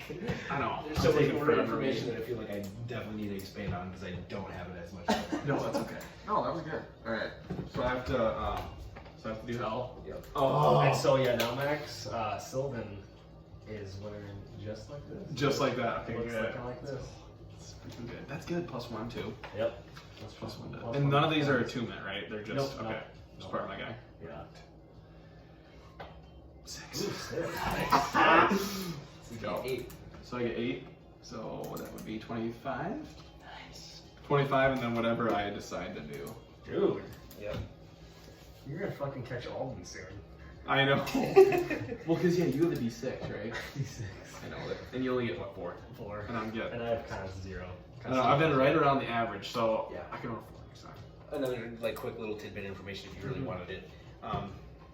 The innkeeper name at Simple Macy's, her name Yeah. is Macy Simplehand. Okay, Macy Simple Hand. Yep, she's Okay. a dwarf. She's got like light rocky brown hair. It's in a bun, green eyes. That's all you're gonna need. Okay, what is it again? Macy, so spelled like the same way. Yep. Maycie. And then Simple Hand. Okay. And then also I'm gonna write down Vin, what was it? The girl that you were Yin. Then, Yin. or yin. Y. Okay. Y-I-N, like Half. yin yang. Half elf. Large half elf. Tall half elf. Yes. Not Yeah, large, The just bouncer, tall. I'm gonna call her the bouncer. Yep, she is a bouncer. Okay. Perfect. Alright. Okay. So then, Now on to Act 3. yeah, Act 3. So we're gonna again skip forward quite a bit. Okay. You are now on Far Island. And how old am I? You would be like this is like present. Present. Okay. Present. Alright. So I guess I haven't thought about how old I am. Yeah, so however old you want to be. However old I am. However old you want to be Okay. at the beginning That's how old I Of am. the campaign. of the Okay. campaign, this is essentially where you're at. Yeah, I'm 30. So you are actually at an inn that you frequent, or that you actually technically live in. Uh-huh. Again, it's kind of like Juniper Moss. Juniper Moss ended up being like, okay, if you just play here, you're just gonna get some in. You're just we're gonna let you live here while you play. Right? If you don't play here, you don't get to live here. Essentially, is what they did for you. Same thing here, much smaller. You're playing at an inn called the Meeting Tavern. The Meeting Tavern? Yeah, like spelled mead, M-E-A-D, and then I-N-G. Okay, mead. Okay. So like mead the drink, so it's Meeting Tavern. And you would know the innkeeper. Her name is Trisemia. Okay. She's a human. She's roughly 40, brown hair, brown eyes, kind of weathered in the face, but you also know from talking to her over the time that you've been there, she's like 40, but she doesn't look it. She looks like 60. Okay. But her personality, she seems, still in her 40s. So she just looks older, but she's not. She's not. All right. Yeah, and I'm gonna actually have you make a performance check one last time for the night. Okay. 2. You get 2 gold. Okay. All right. Only because of what happens next. And this is actually pretty perfect. Okay. As you are playing and kind of missing a little bit of Asmar, you kind of enjoyed the loudness and the noise at some points. That way you can kind of just play whatever you want and not really have to worry about it. Here, there's maybe like 7 or 8, 10 people at the most at a time listening to you. And most of it is just them eating supper, hearing you, and leaving. Okay. Or going to bed in the end. Or traveling through, passing through, having a beer, and leaving, right? You start to as you're playing, you can kind of feel, you start to kind of slow down. And then you can't help but kind of just feel kind of not necessarily bored, but you just kind of feel your mind drift away. And you start having thoughts about your past, about your home, kind of missing it. Next thing you know, you're daydreaming about the night. The night where Donar and your sister Yalri were taken. So, what we're gonna do? What the hell are those? These are tarot cards. Okay. I'm gonna have you. Wow, these do not spread out very well. I'm just gonna have you pick 5 random cards Okay. and don't look at them. Okay. Just pick 5 random cards. There's a bunch What are of the those. best ones?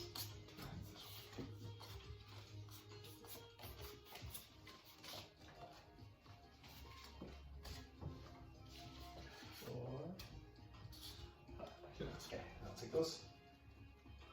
And then if you can just Yeah. get those back. It's probably the worst way we could have done that. Here, I can take them this way and then so that way you don't get crumpled, bend or anything like that. And then if you want to just put them straight. Okay. So now after this, I'm gonna put these in. Actually, we're gonna have you put them in an order. We're gonna make a cross, and I want you to put them where you would want them. So right here, and then this one here. I just go. Yeah, just do that. Yeah, that's Okay. fine. Now, pick any one of the 5.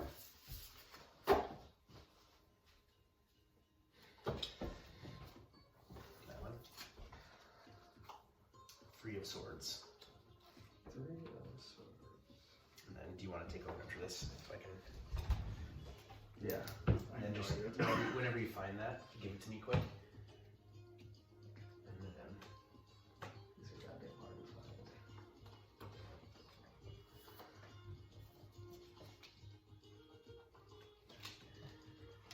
Yeah, if you want to look at the artwork of it, Yeah, you it's can. pretty sweet.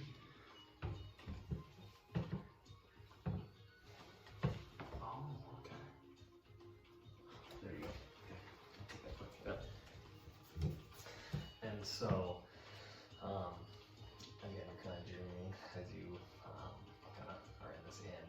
And do you want me to have him pull another card? Yeah, definitely pull another card, and then I'll let you look at that one again, obviously. Just Okay. that one as the last one. So then, yeah, you're still continuing to dream, and then this vision kind of pops up in your mind. Not necessarily a vision, but just like an image kind of this. Of this. Yeah. Or of this. Yeah. No, of this. Yeah. So when you start daydreaming, and it's faint, it almost just seems like you almost see this person, almost like vines or serpents or something, their heads kind of chopped off, flame, and then you just see the letter or the number 3. Okay. And then you see, So then, yeah, as you continue to kind of daydream, you start seeing this woman kind of reach reaching up into the sky, and as she gets closer, her hand starts to glow almost, and the sky starts to kind of beam down and gets brighter as she gets closer. But then, as you can see too, in this picture, it looks to be as if like she's being restrained or by something, and she has like a wand, or and she's kind of getting like trapped by this what looks to be bark maybe. And so yeah, did you see this one too, Pork? I have not. Okay. So this is all while I'm seeing, like You're the like, night. yeah. So like as I'm watching. So you're just playing, and all of a sudden you just like kind of like slow down, and then you're just like daydreaming, and then you're kind of like thinking about that night, and then just like one by one these images kind of pop up. Okay. That one was called the Page of Wands too, by the way. Right? I wanted. Yeah, I got it here too. I'm just kind of writing certain things of Yep. Cool. this. And then so yeah, yep. As you're kind of trance, if you will, deepens into another. It kind of transitions into. So now it kind of transitions into something what might look to be a horse, and you're kind of confused as if this horse is in trouble. Is it trapped? Is it sleeping?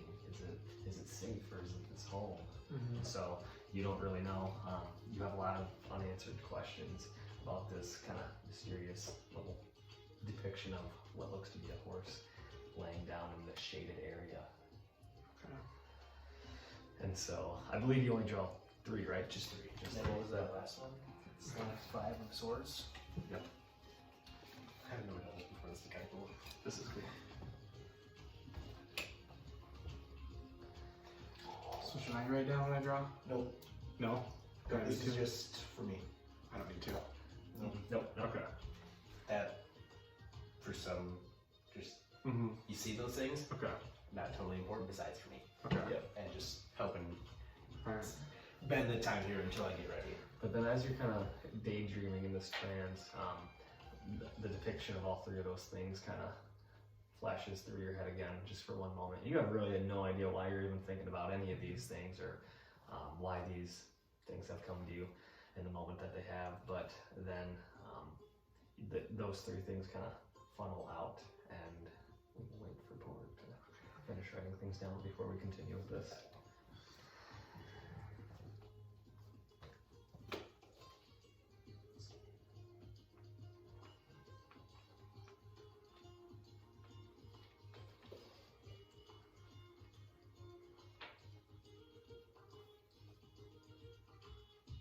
This is crazy, dude. I gotta go back to the first sentence real quick. Didn't really read it very well. Some of these are really cool.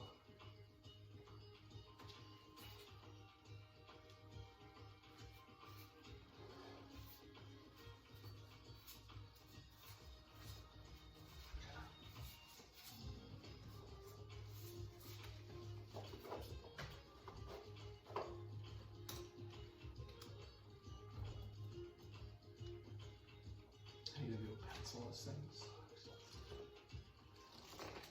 Things janky. Okay. If you want to read through what those mean. Yep, that's good. Okay. So, as you are now fully kind of like enraptured into this daydream, go into at night of what happened. You're in the tree. Your sister's playing the lute for you and Donar. And you're kind of in this almost like bed of the tree. Like you get to the top and you kind of just like lay out the branches. And knowing what this tree is, this tree has like very vibrant red like leaves to it. It goes kind of like willow tree-ish, where there's branches that can kind of hold you or just kind of lay on the top. So you're kind of listening to this, and then you hear footsteps and yelling. And before you know it, first, Dinar is taken, hood over his head, arms behind his back, put onto a horse, and is already taken off. You're already struggling on the ground. And that pain in the center of your chest, is that what stopped you?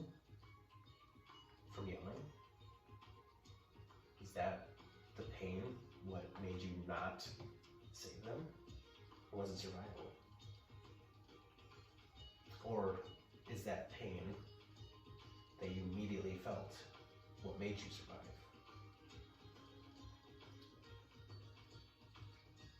And when you finally emerge after they have gone, and you see 3 horses riding off in the distance, you see 3 men, or what look to be men. You see 3 eyes, or remember seeing 3 eyes every time that you looked at them. You see the bright yellow glowing eyes as they are taking each one of your siblings. Too dark for you to maybe make out the color of the robes or anything. You could maybe just guess that they were red and black, red and gray, black and gray. And then we transition past that night just slightly. They each have 3 glowing eyes. Each of them have 3 Okay. glowing eyes. As you feel that fear, now as you kind of have consciousness of what's happening in your dream, but also outside of your dream, all the fear of being successful, of being a good bard, of being a good warrior, of being a good son, of being a good brother, all of those things you feel like you need validation for. But also you didn't take the validation the first time. You didn't tell anybody that you were there when they were taken. So you feel a lot of that pain again through just the validation that you need now. Or people giving you money, and that's why you're a bard. Then you feel like, oh, what can I do different? But maybe that's a lack of the success. Is because you can only do what the past has shown you. You can only focus on the fear and the pain of what has happened from that night to write your music. But even for you sometimes, you feel like everything is the same. Every time I play, everywhere I play, even this stupid tavern you're playing in right now, a small little stupid tavern, why am I here? Stupid tavern, this sucks, I'm so afraid of not getting money tonight. Then you realize, number 5 on those cards, now there's 5 people away from you. Your mother, your father, 2 brothers, and your sister. And that conflict of, did I do what was right?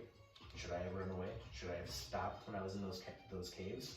When I was leaving? Should I have stopped in the tree? Should I have gone back?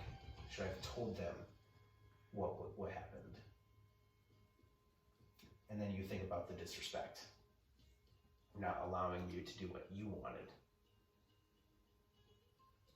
And then all the lost relationships that you had because of that, because of your father, because of your brother, Aruk. Maybe because of yourself. And then as you see those horses running away, everything gets sucked up and you hear the screams again. But for some odd reason, it feels like you're there. Like you were pulled back in time and you're there in the moment. What do you do? Do you do anything different? Do you stay quiet? I'm there. You're there. At least you think you're there.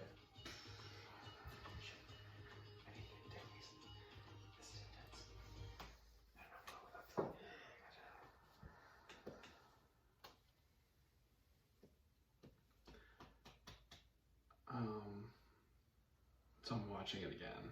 You're watching and you're in the tree and you see both of them being held to the ground and then looking at you and screaming your name. Okay.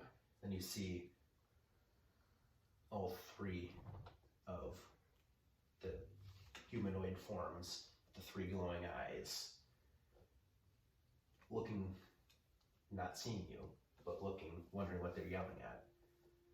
And they're there tying them up. And we're gonna have to eat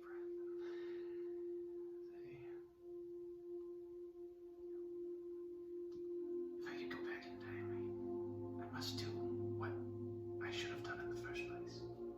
I must attempt to save my siblings. I'm gonna slowly, quietly draw my sword from my side. I want to jump. And I want to try to stab one. Okay, make an attack roll. Advantage. 21. 21. That'll hit. Roll damage.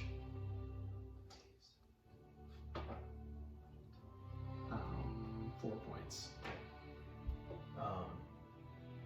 As you stab through this beam, you feel it kind of sink in, but then it gives and smoke. And you hear your brain. Be like Aruk. Be like Tamron. We are warriors. Quiet. And then the other two are still. And I'm gonna then take my sword and I'm gonna try to attack another one. Okay, attack roll. And then you see the third one that you haven't attacked yet go to swipe at you. But I got a 18. roll damage him. 8. Okay, you had to roll anything over a 3. Okay. So as you go, what? Do you like just slice through? I want to just cut right through its kind of stomach. Okay, so as you do that, again, splits in half, but this time, instead of immediately bursting into smoke, this one, as you see the mouth open, as it gets cut in half, it goes, "You are a mutt," and then disappears. Okay. And then the other one goes to attack you. Nat 20. Done. Hits. I don't have my barns. Do I?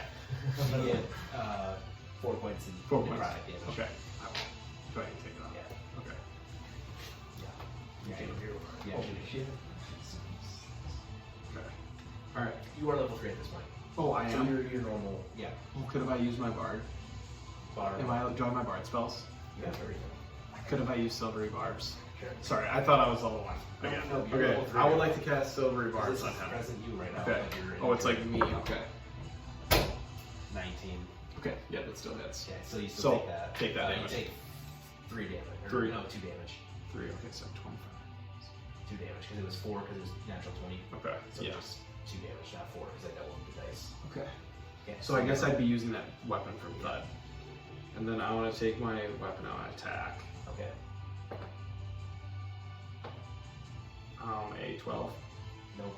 And Okay. as you go to strike, the blade gets grabbed.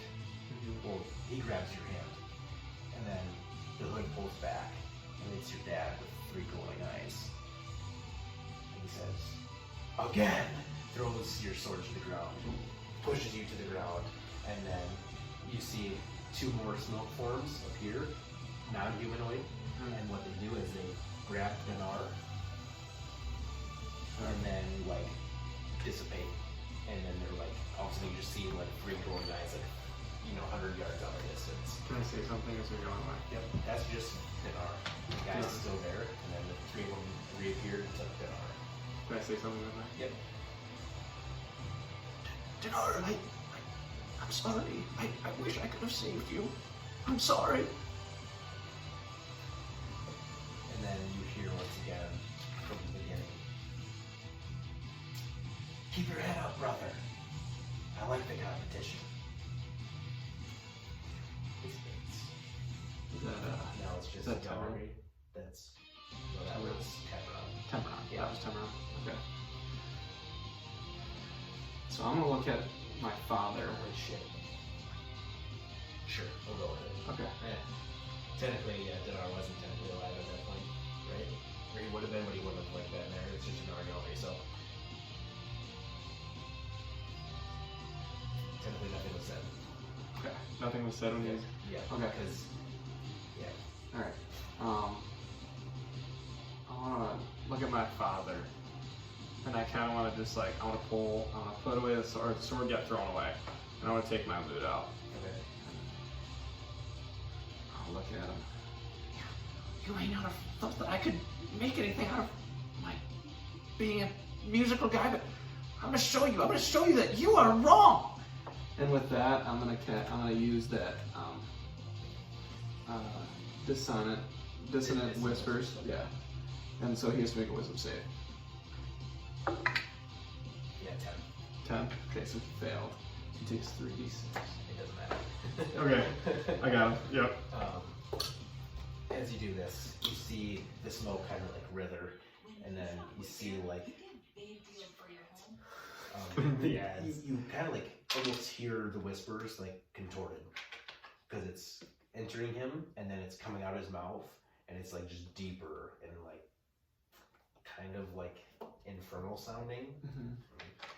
And then as you see it, all those whispers get dispersed and then collapse into a form into a bead, and then shoots into Yalri, and then like kind of like if someone were like force blast you, and you like it almost like she got hit with it, and then she just like gets taken in the same direction of where Dinar was taken, and then you just see the forms fizzle out. Lastly, so no threats anymore. Okay. Lastly,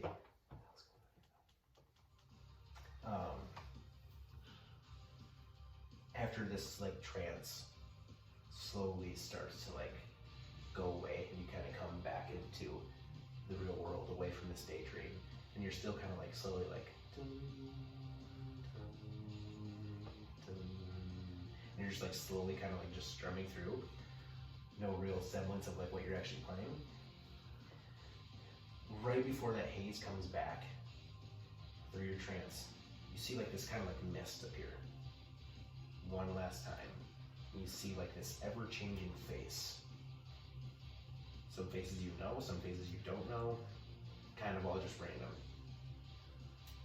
And then it sort of goes into the ground, per se, and then comes back up, and within that mist you see almost like on a wood plank the word hangman's. Hangman's. And then that mist kind of goes away, and you see just like the rough outline or the shape of like a ship going out to sea.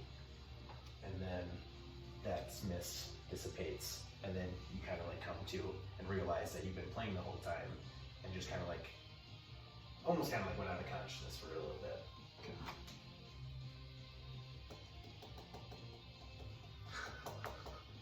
Yeah. So then, That's horny. that's warning. Like most times, when you kind of feel off, you like to read. So you go to the library on Far Island called Fate and Fables. This is where you first read about the Sylvin of music and whatever information that you want to take from that trance, from the dream, from your adventure of, Vasmar, leaving Totalis, everything up to this point. You get on a ship. You